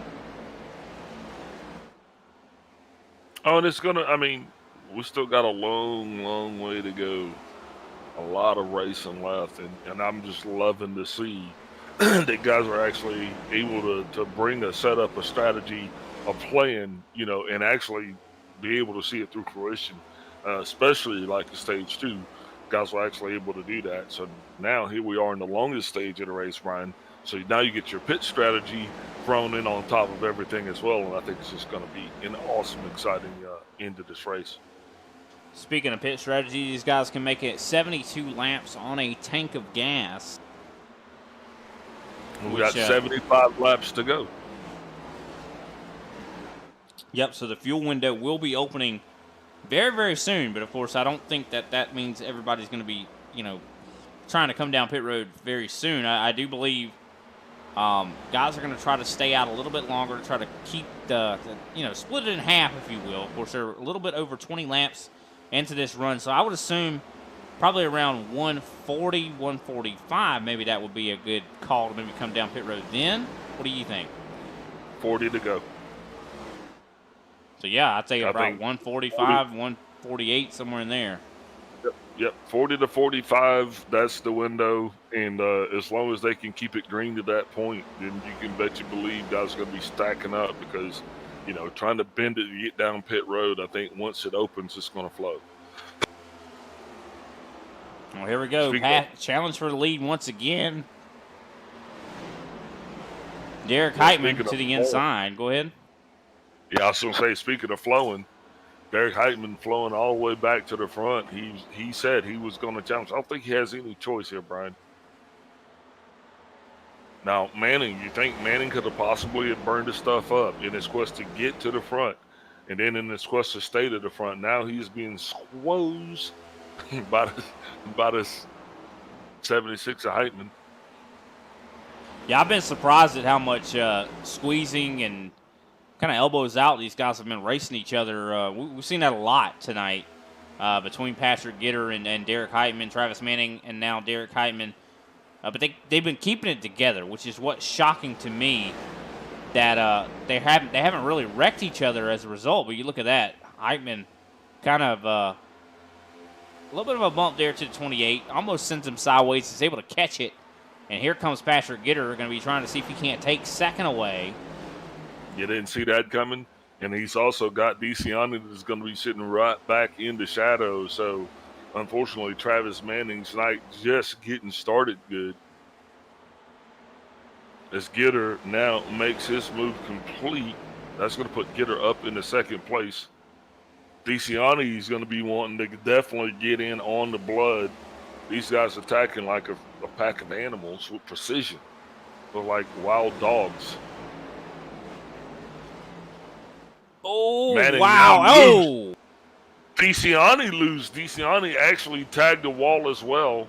Going to see how long it takes him to get his legs back underneath him, or his good years, if you will. That was quite a big hit there for the one. That could cause some handling difficulties there for DeCiani. Yeah, he definitely made good, solid contact with the wall. Both he and Manning. And, of course, this causes a separation from second to third. Now about a second is in between those two drivers. Of course, Manning not done yet, though, as he comes to the inside of the 67 of Stephen Thompson.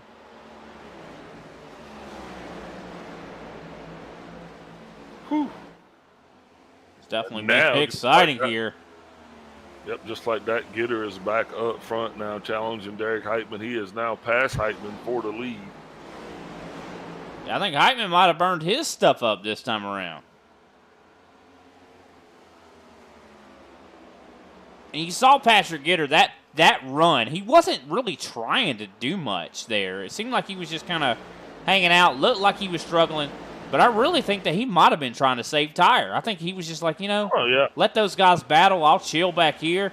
And when they're done and when their resources are, exhausted, I'm going to come up there and take that lead, and it's going to look easy. Yeah, it does kind of seem like a great plan, doesn't it? Let Manning get up there and duke it out with Heitman as hard as you can, and you just kind of sit back, lay in wait, and just roll. Yeah. I mean, that's just like anything. I know you wait for someone else to beat the guy up, and then you come in and get the remainder, Manning all the way back to sixth place now. 3 wide here for just a moment as we see, I do believe, the 84 of Cody Colley. Oh, there goes Manning. Woo! Manning getting incredibly loose. Watch his fall from grace. Remember, he was up front just a while ago, and now, his tires, they're blistered. Yeah, the more you go sideways like that, the worse it's going to get as well. As we're coming up, I do believe, on 64 laps to go. Going to have a hard time getting the heat out of those good years, Brian. 100%. Patrick Gitter now out to 0.6 of a second. Definitely a good run thus far for that 21 machine. A good run altogether, I'd say, for the EPI crew. Yeah, but here's the deal. I mean, it's not over yet, because what Heitman has to do is he's got to kind of come back, and he's got to keep the 21 in his sights. Now, if he does that, next thing is it comes down to get your 4 good years, all of your gas, and you go back out there and you're smarter with the next set of tires than you were with the last set. That's going to be the key to how you finish this thing. Yeah, I think you're right.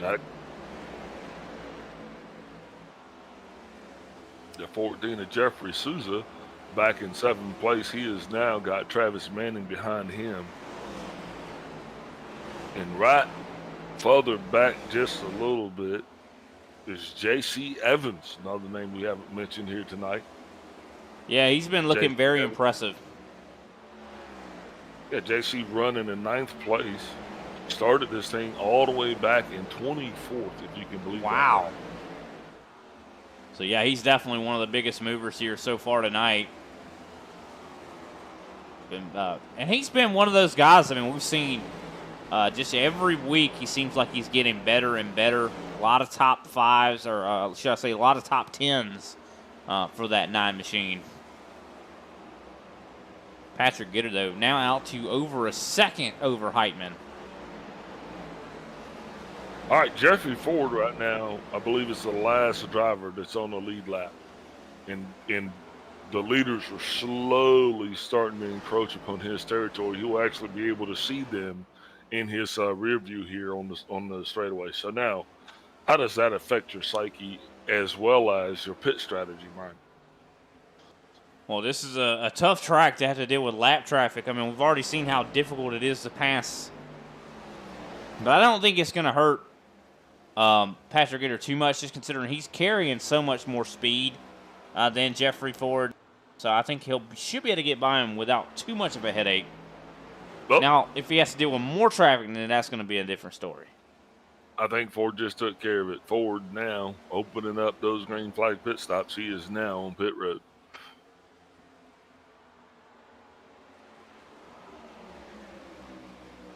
Yeah, it definitely solves it. 130 laps into this race thus far. Patrick Gitter out in front by 1.5 seconds now. Brandon Pasalacqua, of course, sits in that 3rd spot. Stephen Thompson has been having a great night. Sits in 4th. DeCiani in 5th. Cody Culley in 6th. Of course, Travis Manning back up to now 7th place, getting by Jeffrey Souza, who's in that 8th spot. Brian Johnson, 9th. J.C. Evans is in 10th. So Evans just lost 1 spot there. And looks like Jeffrey Ford goes 2 laps down after green flag stops. 2 laps down on this green flag pit stop. Now, I'm not sure if that's what he wanted. I definitely don't think that's what was scripted. Not at all. I mean, like you said before, he was probably going to get ready to go a lap down anyway. So that definitely fed into him going another lap down as well. I think next one that could possibly go a lap down would be Ryan Strunk. But he still has quite a ways till Patrick Gitter actually catches up to him. Yeah, he's got a little bit of real estate to work with. That's definitely what he's going to want. Guys are 40 laps now into this run. And I do believe we are coming up quickly on 50 to go. So I wouldn't be surprised in the next probably 10 to 15 laps. Probably going to see green flag stops start for everybody out here on the track.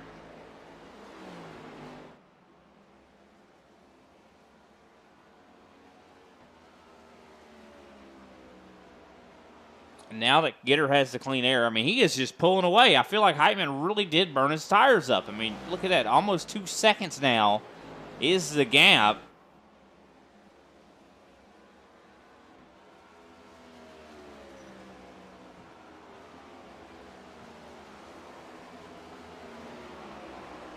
A little bit of battling going on here, I do believe, for the 5th spot.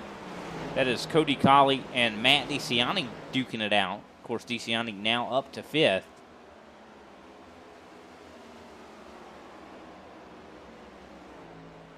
DeCiani definitely having his hands full, though. Probably not getting that drive off, the drivability that he might have would have wanted. As it seems that he is struggling a little bit as of late, as he is all the way back in the 5th place, Brian. And he is definitely battling against Cody Colley to maintain that position. Yeah, of course, Matt DeCiani started this race on the pole. So definitely, even though he's in 5th, definitely not a bad run, but not as good as it could have been here tonight.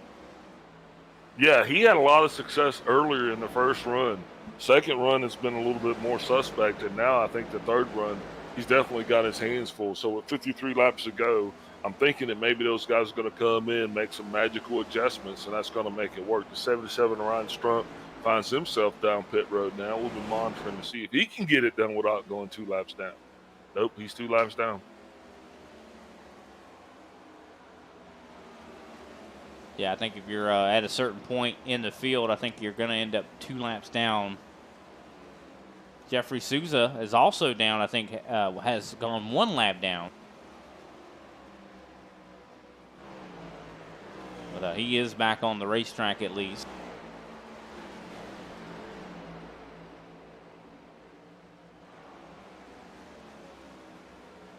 DeCiani now bringing it down pit road.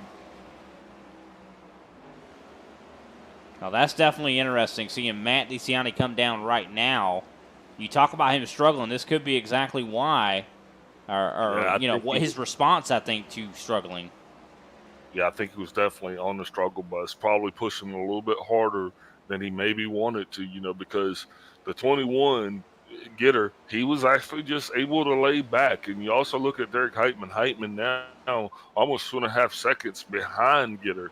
So he's definitely going to be waving that white flag, you know, himself. I'm sure his pit crew is telling him, no, you're going to have to stay out there a little bit longer. You put yourself in this situation. We can't just reward you by giving you a set of new tires so you can go out there and do it all over again. This is what we're talking about. You know, you got to be conservative, Brian. You can't just burn it all up in the early goings. Here comes Brian Johnson. He's got a pretty good run of speed right now on, of course, Cody Colley. Haven't talked a whole lot about Brian Johnson. Of course, he is brothers with Chris Johnson and definitely shows a lot of speed. Every week we see this guy in competition. Of course, I do believe in the Super Cup season he is actually in 2nd place in the points. So wouldn't be surprised to see him maybe get up here. And he's got to do a little bit better, though, if he wants to get that points lead. Pasalak was 17 points on him at the start of this race. Yeah, Brian Johnson definitely started back in 12th place, so was kind of hoping that he, you know, I know he was hoping, well, he's doing awesome. Probably got a little bit of a longer run situation going there, and I think he's going to probably try to be there at the end of this thing. Greg Wachinski, pit road. Yeah, I think this is now the time where green flags pit stops are going to be well and truly underway. And we called that. We called it about 47 laps ago, right? 45, I believe is what we said. Yeah, somewhere in there, yep. I said 40. Yeah, 40 to 45, I think is about where, and we're pretty much on the money there. I mean, it's about 46 to go at the moment, I do believe, or soon to be. Oh, the 66 loose again. Man, the 22 down pit road. Tell you what, this is not the 66 that we're used to seeing. Shane Parrish, we've seen so much improvement. This guy has been so fast. I'll tell you, this race here, it seems like he just is on the struggle bus compared to what we've seen him in previous races. Yeah, definitely. But this is one of those drivers' tracks, and it just takes but a second to get out of your groove here, Brian, and you will feel that through 3 turns. I promise you. Drivers now probably trying to get everything situated, set up for the pit stops. The 67 car now, he is coming down pit road. The 84 green flag pit stops officially underway. Josh Opler's down. The 25 of Greg Carr's down. Cody Colley's down.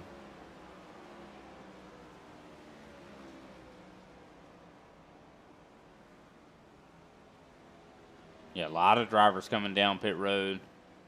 See Frank Flores as well. Travis Manning in the 28's down. The 21 is down. Here comes the 76 of Derek Heitman. That means the leader's on pit road. Also the 6 of Brandon Passalacqua. The 4, Brian Johnson. Kenny Powell staying out. Remember, keep in mind, he was that driver that had a last-minute pit stop there before the green flag. Now, that's only going to J.C. Evans down pit road. That's only going to work out in his favor, Brian, if this thing were to like a caution were to come up. But here he comes now. He's coming down pit road with the 66. Oh, wow. Side by side coming down pit road here.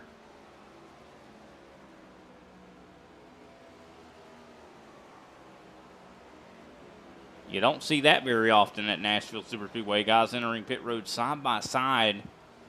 The racing never stops here in the ISCA. Yeah, that's right, man. There's always a party on Broadway, but of course we're in Lebanon, which is not Nashville.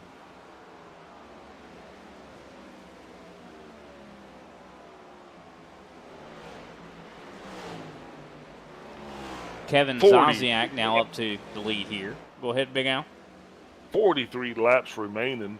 Right now, everybody's got it dialed in, and right, like you said, Zosiak is in the lead, but Gitter is right there behind him, and now we got Eric Heitman is going to be bringing himself up. Brian, this is going to be the key right now, because that carrot that you always hang out there, you know where it's at. It's 42 laps away, and you got to be able to push this thing just as fast as you can on the edge of uncontrollability, I guess is what you'd say, in order to make it work. The 17 still having his hands full, as he was actually up in the lead earlier tonight, but now that off pit cycle that he's on, because right now he's got 55 laps on his tires, so he is probably going to be wanting to come down pit road here pretty soon. Yeah, that's probably the longest run I think anybody's really had today, is 55 laps on a set of tires. Of course, he struggled earlier on 16-lap old tires, so definitely surprised to see him out here for as long as he has. I think this is more of a Hail Mary move. Try to see if he can't possibly take advantage of a caution that comes out later. The 89 of Charles Joplin down on pit road now. He'll be getting his service. 40 laps remaining. That is the length of the first stage. That is correct. Of course, Patrick Gitter is, I do believe, overall going to be your race leader when the 17 does finally come down pit road. He has about, say, 3.5 seconds back to Derek Heitman. So definitely Patrick Gitter looking like the man to beat here this evening. I think now's a good time to take a brief step away. We'll pay some attention to our sponsors, and we'll be right back with the conclusion of the race here at Nashville Superspeedway. We'll be right back.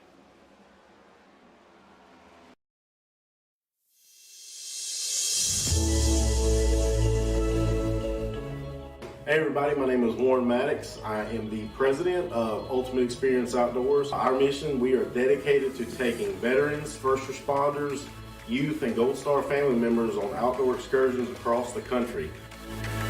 Support for our mission has many forms, from camp cooks to the great storytellers, some buddies with the band, maybe you just want to build a campfire and sit around and listen. Nothing goes unnoticed. Camaraderie is reborn. The acceptance among the men and women that took an oath. Whether it was decades ago or recently renewed, but never forgotten. If you feel like you could help us, please visit our website, www.uxonation.org. There, you can register to hunt, sign up to sponsor an event, or even donate to us so we can continue to execute our mission. Oh my gosh, I feel talking, bro. We get a hug. What have you done, Jim? We need your help to hold the line once again.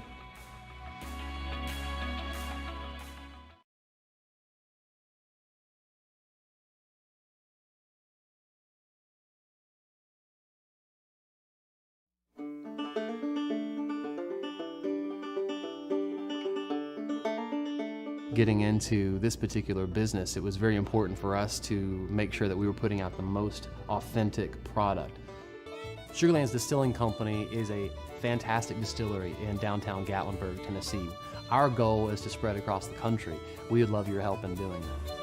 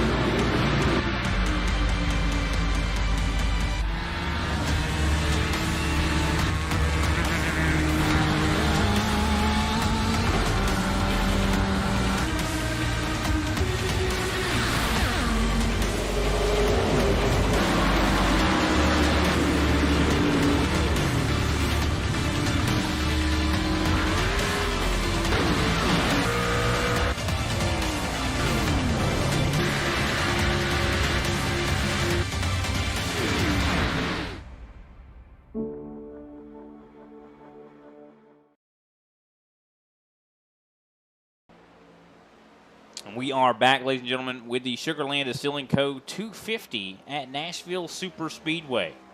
Patrick Gitter at the moment is in the lead as we have concluded green flag pit stops. Patrick Gitter has about 3.4 seconds on Derek Heitman. Of course, Gitter won stage 1, if I'm not mistaken. Derek Heitman won stage 2.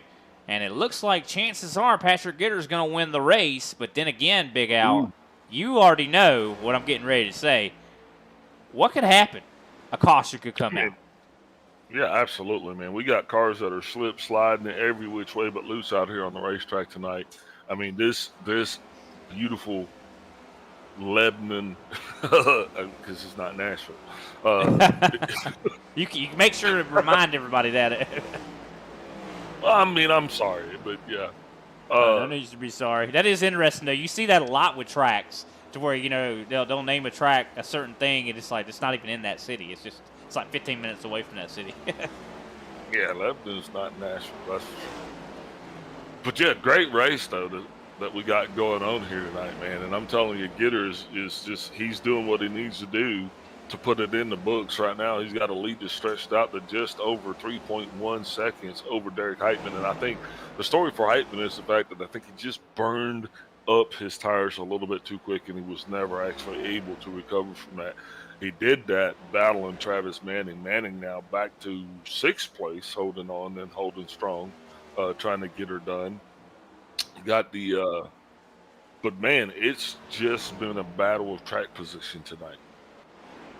It definitely has been. Again, I gotta give a shout out to Stephen Thompson. I mean, this guy has looked really, really good. I mean, this has got to be his best run yet, and he's a new guy. I mean, a new face here in this series. Kenny Powell's got to be really happy that he recruited this guy, because he's definitely putting on a good show here. Also, Jeffrey Souza back in action and right now in 5th place. Got to love that. Yeah, Souza's he's having a little bit of struggles here tonight, but also got to give a shout out to my main man Alexander Carr. Hope you're listening, man. Big shout out to you, buddy. And actually, speaking of Jeffrey Souza, Travis Manning just made the pass on the 14 and has now moved his way back up into the top 5. And not far back behind them is Brian Johnson, who's going to be coming in here to see what he can do. I think the reason that Souza was up in 5th was because he probably short pitted. Oh, yeah, absolutely. He did short pit. That's a true story. Right now, he is 10 laps older on his equipment than the guys that are around him. Well, that's definitely very interesting indeed. Another driver that I think deserves a good shout out is Cody Colley. He's looked pretty good here tonight, and he's another one of those new drivers to the series, and definitely doesn't look like a new driver. It looks like he's been here his whole life. He's been up front for the majority of the contest, so he's been mixing it up there. Now, we did mention his name a couple of times due to some, you know, we weren't pitching. Blinky. Yeah. Yeah, blinky, there it is. But we got it worked out, and here he is right now, fighting a good fight. 8th place with 26 laps to go, so definitely still in it. Oh yeah, for sure. I mean, a top 10. Oh! And he just made contact with the 66 of Shane Parrish. I mean, I'm not sure what's going on there, but everybody wants to get a little. He must be the lucky charm. That's what it is. Everybody just wants to rub that lucky charm. Yeah, I'll tell you. I mean, Shane Parrish has had a rough day today. Like, I mean, he just usually, like I said before, he comes to a track like this, he's a threat to win or at least top 3. I mean, he's gotten so many second places here recently. He almost reminds me of Chase Elliott whenever he was trying to get his first win. But, you know, Parrish has been really quick, but not here tonight. He's just not had the speed or the longevity. This is a track, I mean, you've turned a lot of laps at this place. I think this is a track that's hard to get the rhythm down for. It is, man. It definitely is. And it doesn't take a whole lot to lose that rhythm either. Yeah, for sure. Of course, Patrick Gitter still in the lead, but I'll tell you what, Derek Heitman has been starting to catch up a little bit here. About 2.8 seconds back now. Was a little over 3 seconds back. DeCiano relinquishes 10th place to J.C. Evans. Evans is now in the top 10. I wonder if DeCiano maybe made some adjustments to that race car and just did not work. As we come, I do believe, to 22 laps to go. You think maybe he's chasing it? And look at this. We got the leader, to 21. Patrick Gitter coming up on Ryan Strunk. And I do believe Greg Wachinski. Kind of a close call there. Yeah, having to navigate his way around lap traffic, at least he's doing so on the fresh tires. You know, as this run progresses and those tires get a little bit more worn, sometimes those moves aren't the easiest or the funnest to make. But, hey, the leader making those moves happen, looking like a complete professional, man. I tell you, reminds like me out there, the way he's just driving around there like that. Yeah. I mean, Patrick Gitter's always like that. I mean, he just seems like he's just got the speed. And I think he's got a really good car underneath him as well. But I don't put all of his victories and success on his setup. I don't. I think that you could give him, any setup, and I think he still would do well on it. I think he's just got talent. He's got a lot of talent.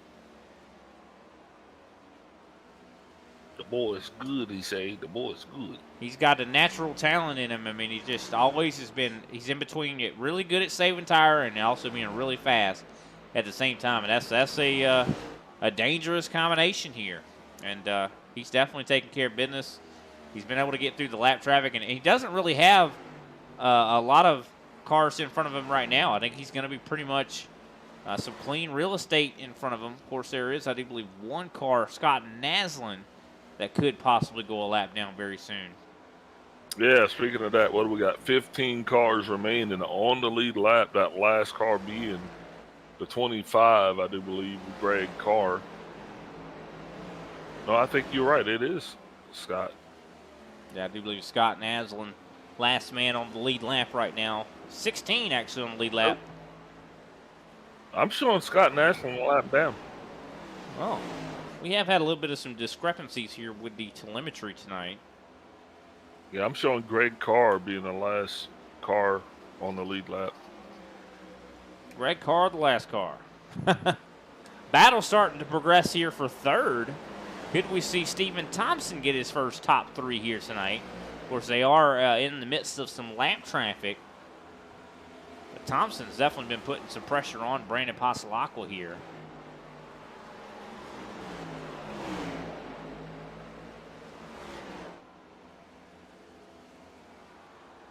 Here comes Pasalacqua, able to get by the lap car a little bit easier there. Still be able to maintain momentum.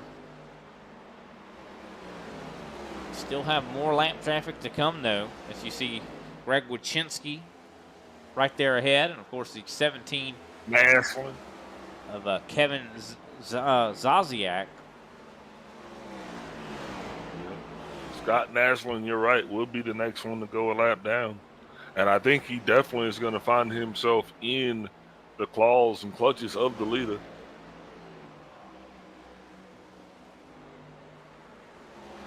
course, we see Travis Manning just got by Ryan Strunk there, the lap down car. But right there in the midst as well is Brian Johnson, who's going to be seeing if he can't possibly get up into that 5th spot.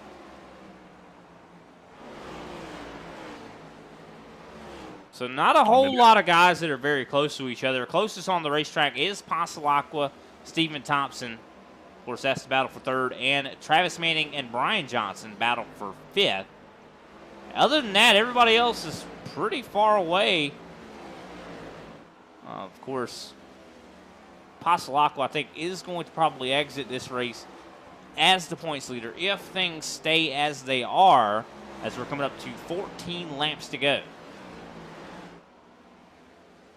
And good on Brandon. I mean, he actually took time off, and still came back and holds his lead. Yeah, it really shows you just how consistent he was. I mean, he was gone for, I think, a few weeks. I mean, it wasn't. Yeah, at least 3 or 4. I mean, it was almost like a month, I feel like. Like I said, yeah, he was on milk cartons, man. We were wondering where he went. Like, we had a funeral. We didn't know what was Father's going on. Day. Father's Day was coming up. It's like, what's really going on? Yeah.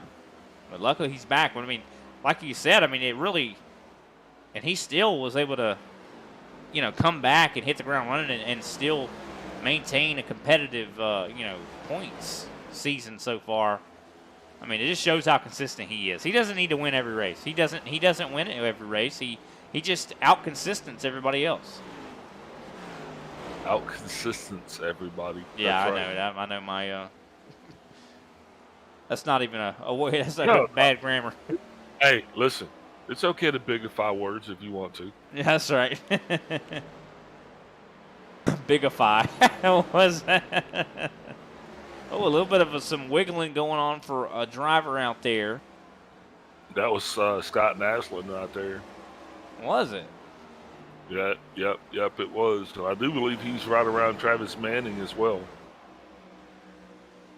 Or is that J.C. Evans? No, I think I see Naslin's getting about to get passed by the leader, Patrick Gitter. What I was talking about is I think I saw a red and black car almost lose it there right around where Travis Manning is. But, yeah, Scott Naslin now is just going a lap down as we come to 10 to go. Yeah. That's J.C. Evans, I do believe, that was that got a little squirrely there. Could have been, but now we have 10 laps to go here. Patrick Gitter up to 3.6 seconds of a lead. I think he's got it pretty much in the wind at the moment. Still time for a caution, though.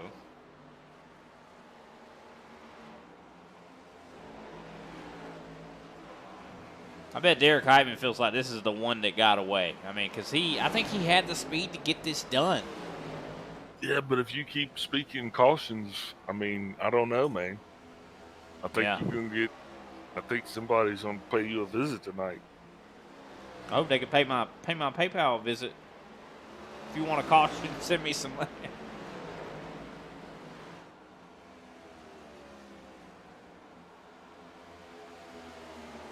No, that's right. If you want me to talk good about you, send me some money, right?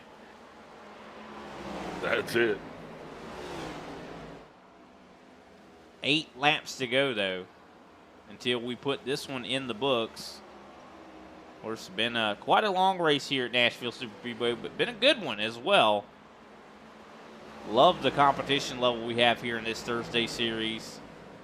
I think it's been growing by leaps and bounds, and of course, we even have some other stuff going on as well.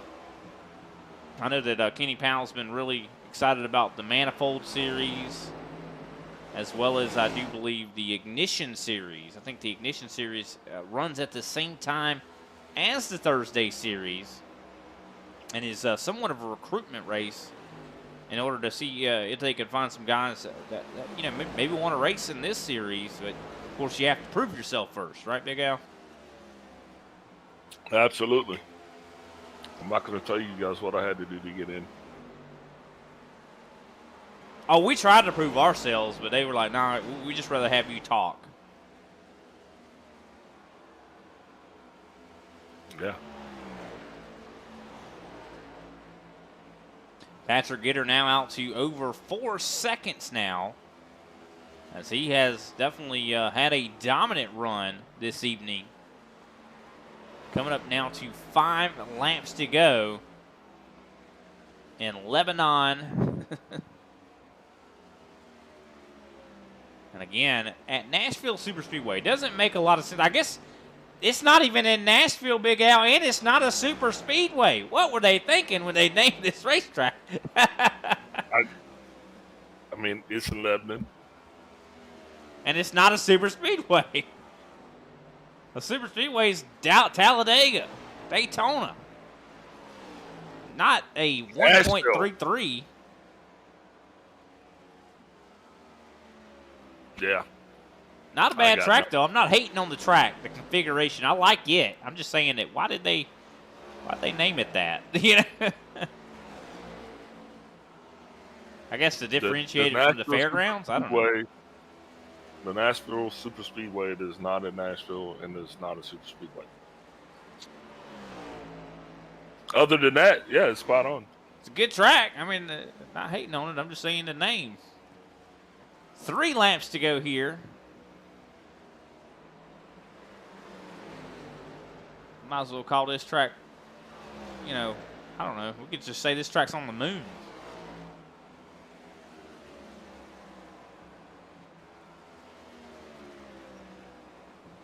Patrick Gitter, though, coming to 2 laps to go. Derek Heitman sits in the 2nd spot right now.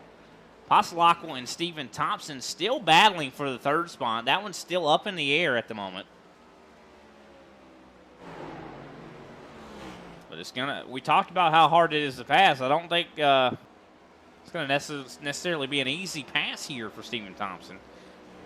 Pasalacqua showing similar pace here to the 67. As we come closer and closer to 1 lap to go here. Patrick Gitter exits turn number 4, and he crosses the line, and the white flag will fly. No late race cautions here. Next flag will end it. And Patrick Gitter, I think, pretty much has sealed the deal as he goes down the backstretch into turn number 3.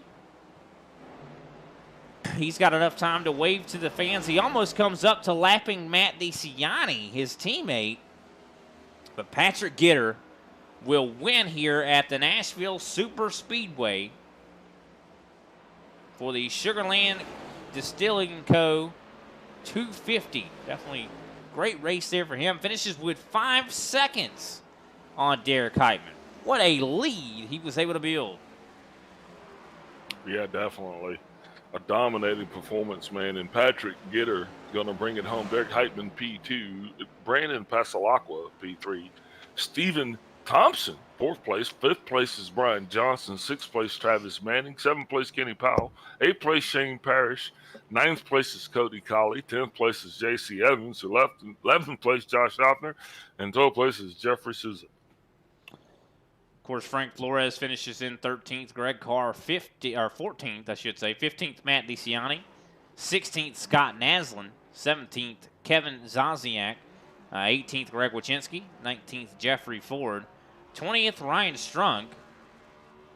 Of course, 21st, Charles Joplin. 22nd, Alexander Carr. 23rd, Mark Sanchez. 24th, Al Kozlowski. And rounding out this 25-car field here tonight is Randy Belk. So definitely a lot of attrition in this race, but also a lot of green flag racing here at Nashville Superspeedway. With that, we're going to go ahead and take a brief step away, and we'll come right back with our top 3 finishers.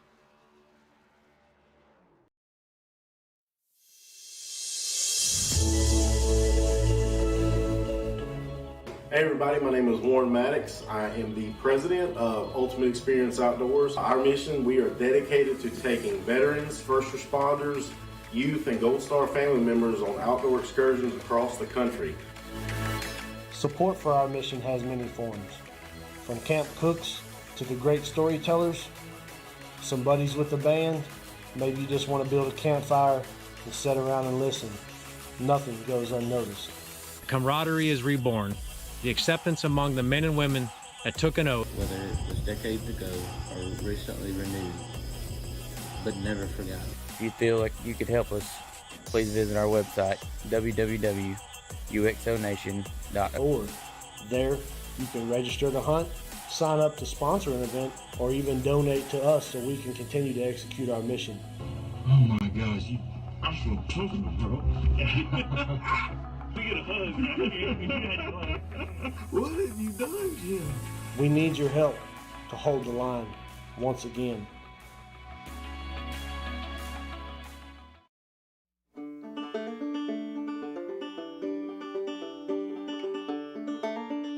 Getting into this particular business, it was very important for us to make sure that we were putting out the most authentic product. Sugarlands Distilling Company is a fantastic distillery in downtown Gatlinburg, Tennessee. Our goal is to spread across the country. We would love your help in doing that.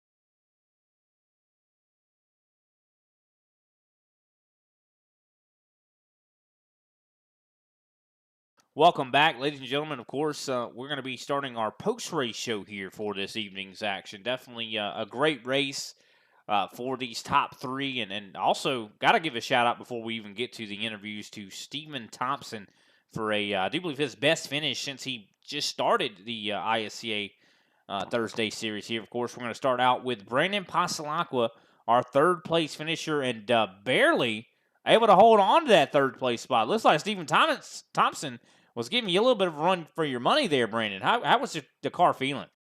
Yeah, no, I definitely, I'm never good at saving tires, and that definitely showed those last two runs. Steven was definitely better than me right before the pit stops. Then again, the last 25 laps, he was on, my bumper, and I knew it was just hard to pass with in dirty air, and especially on old tires. So I kind of just tried to stay in front of him. Hate driving like that, but it is what it is. Kind of felt like Logano on Harvick a few years ago at Kansas or somewhere. So nonetheless, it was a lot of fun, racing with Steven, and I'm glad that we were able to have a decent finish tonight. Yeah, definitely. And of course, I do believe this is going to be good for your points as well. I know coming in for the Super Cup, you were the points leader by 17 points.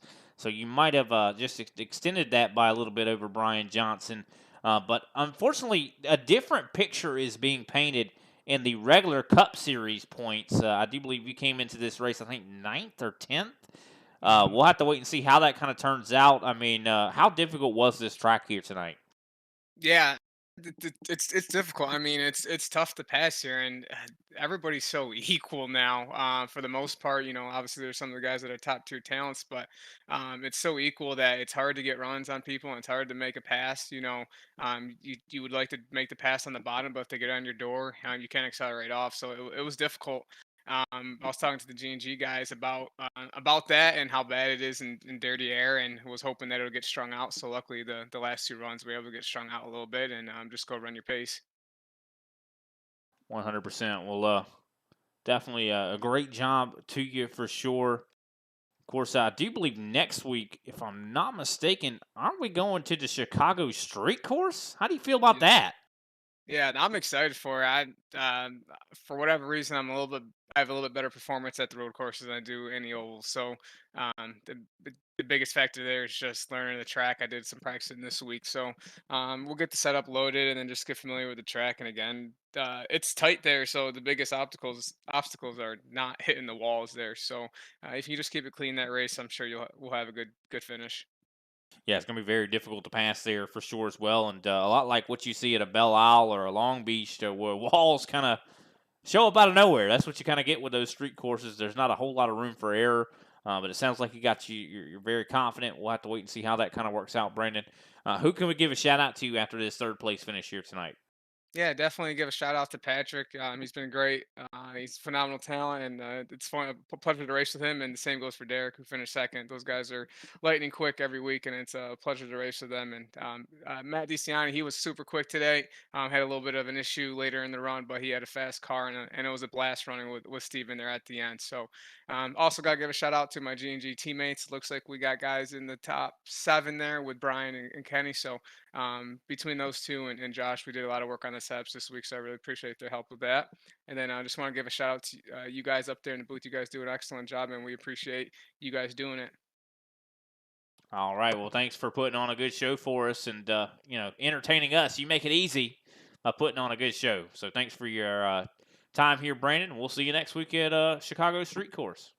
Sounds good, Brian. Appreciate it.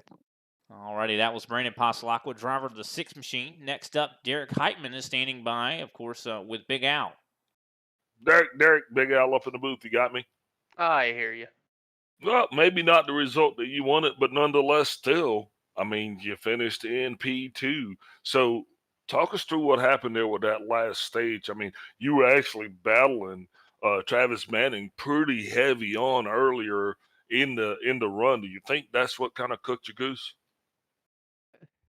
Yeah, yeah.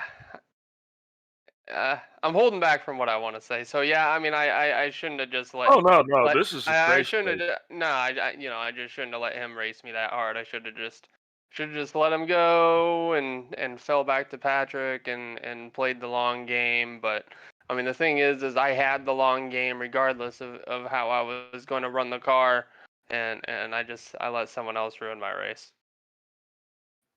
Well, definitely, like I said, probably not the outcome that you wanted, but nonetheless, man, it's still a tremendous uh, finish on you guys' behalf. Did you think you were going to be able to actually make any of that time up after you came out of your pit stall? I mean, I was making time up on him. I had a little kerfuffle getting on pit road, and that kind of threw my game off. And I forgot to put an adjustment in the car for the end of the race, so I kind of hurt myself. But I chipped away at him. I knocked about 6/10 out of the lead, and then by that, by about 20 laps to go, I realized I wasn't going to catch him, so I just started driving it, minimizing mistakes so I didn't have to worry about anyone behind me. Yeah, definitely a lot easier when you only got to focus on that guy that's say behind you versus the guy in front of you. It was a pleasure to watch from up top. Definitely could see the frustration starting to build up a little bit though as the race waned on. But next week, probably going to have a lot more frustration as well as we're getting ready to head to the Chicago Street Course. What are your thoughts on this transaction? I mean, it's definitely going to be interesting. We'll see when, if, or where the parking lots are going to occur at that racetrack. Hopefully, everybody brings a good setup and a lot of practice. And I mean, I trust these guys. Everybody in here is a bunch of good racers. So I trust these guys, and normally the guys that are in a little bit over their head on the tracks, they move out of the way, or B, they don't race the track. So I mean, that's just the kind of league this is. It's respectful. It's a good group of guys around here.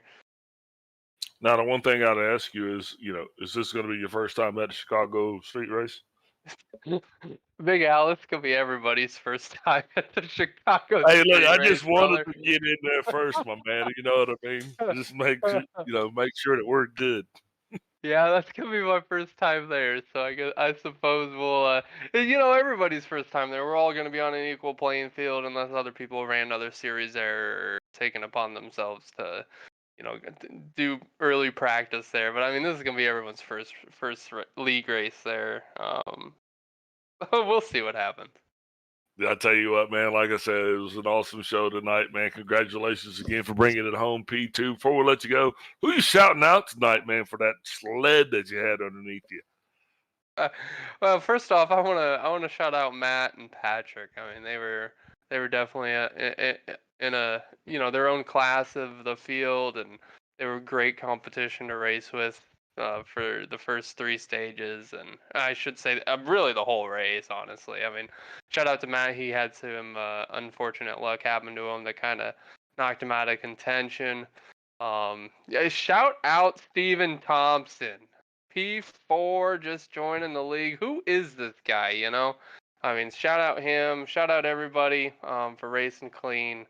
Shout out Ryko and Ken Byron for just giving us an absolute rocket this week. And, as always, I got to end my interview with a shout out to Michael Conti. Because, again, I said it 2 weeks ago, never forget where you came from.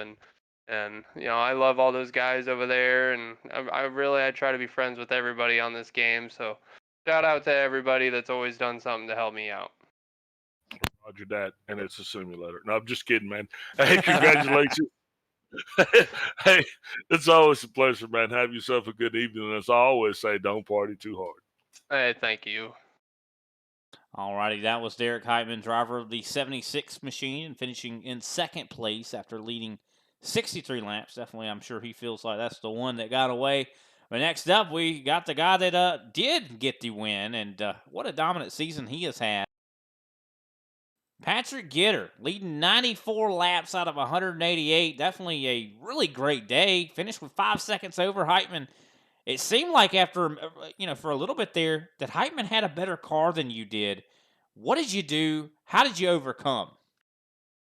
Yeah, man, I appreciate it. It was a game of patience. The first couple stages, whenever I was, we had some great battles with Derek and some other guys, and first couple stages, it was trying to figure out, how hard we could push the car, how much we could battle until we burnt the tires up.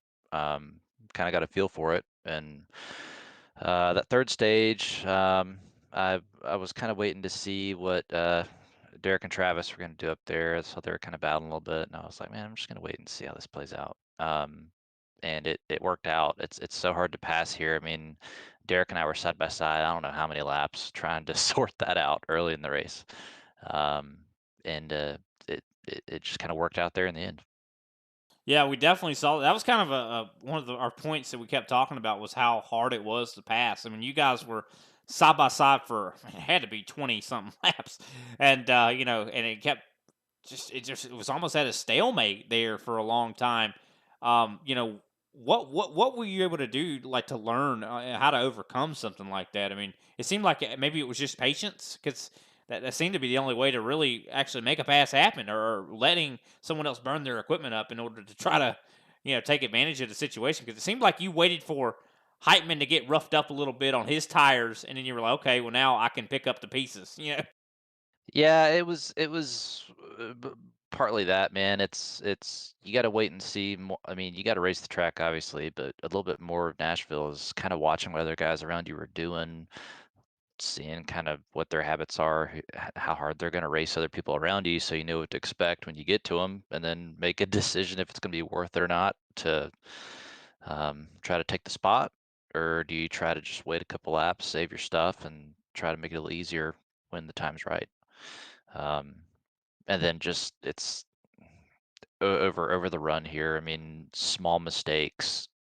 I mean, if you're compounding small mistakes, making the same mistake lap after lap, it just kind of compounds on itself, and it's evident. Once you get to lap 30, lap 40 on a run here. So it's just a kind of a mix of stuff. Yeah, definitely trying to be consistent, out here for sure. I mean, tough track for sure. How did you prepare for this race? I mean, you running A opens, you spend a lot of time practicing as well. So this is where I'm going to give a huge shout out to Michael Conti. So I was actually out of town earlier this week, got back last night, ran like one race, one open last night, one today, and then spent I had a coaching session with Conti, just spent a couple hours with him, one-on-one at the track here, looking at the lines, figuring out what I was doing wrong, and just learning from him, and learning what I needed to do differently. And it paid off. Just so happy that we've got a resource like him, and that was honestly the biggest thing for me. It was eye opening to see what I was doing right, what I was doing wrong, where I needed to kind of shift my mindset and how I was running the car, and just worked out. Yeah, definitely seems like he knows what he's doing and gave you a lot of help for sure. Seems like he definitely, good team over there. You guys got a lot of resources. Michael Conti, always a great guy. I mean, everybody. I don't think I've never heard a harsh word about him. That's for sure. And so, definitely shout him out for sure. Anybody else? Well, actually, you kind of skipped a step. We was going to ask you about Chicago Street Course. You got me all kind of confused here, Yeah, Patrick. yeah, yeah. It's Chicago Street Course. It's such new territory for everyone on here. I have not run it at all yet. So I think there's a lot of other people that are probably in the same boat. From what I've heard, it's just very tight, a lot of bumps, a lot of undulations in the track in the road, and um, it's gonna be interesting. That's all I gotta say about that. We'll see what happens next week, but I think it'll be entertaining. That's for sure. Well, we definitely hope so for sure. Well, who can we shout out, Patrick, after your win here in the Sugarland Distilling Co. 250? Yeah, man. First of all, shout out to you guys. You guys run. You guys do such a good job broadcast. And Kenny Powell for this league. It's fun to run each week, and it just seems like there's new competition and new drivers each week. So it's a lot of fun to run. Shout out to the guys at EPI. It's uh, just our teammates. I mean, Steven had a heck of a race tonight, and he just joined the league, so I'm proud of him for a good finish. I hate Matt got some damage early in the run because he had a fantastic car. He would have been up here with us otherwise. Shout out to the guys at Team Conti. I just mentioned Michael Conti himself a minute ago. I would not have won this race tonight without the help that I was able to get from him, and he does coaching. He does that.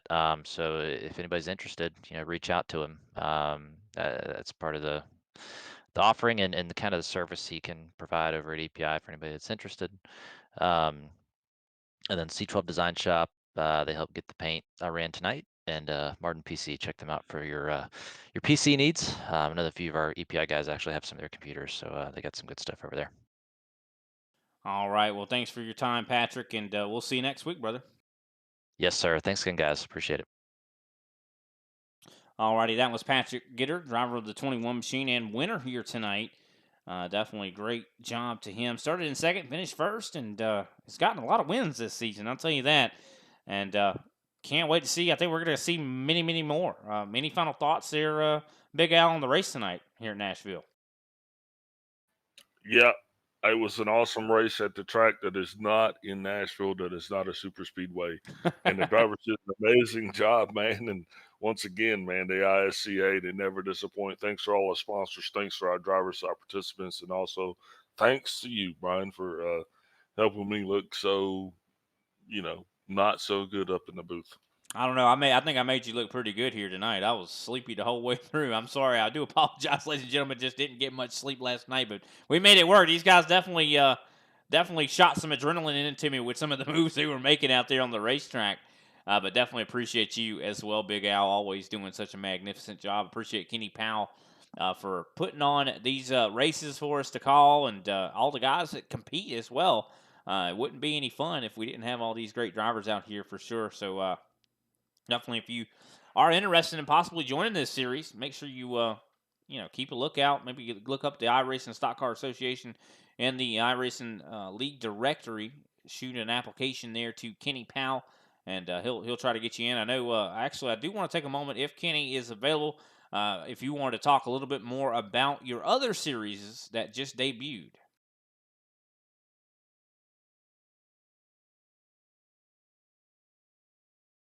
Kenny Powell, you got me? Yeah, I was having a hard time getting to Discord there. Yeah, so since Saturday has come to a close, I've started two new series. One of them is on Tuesday nights.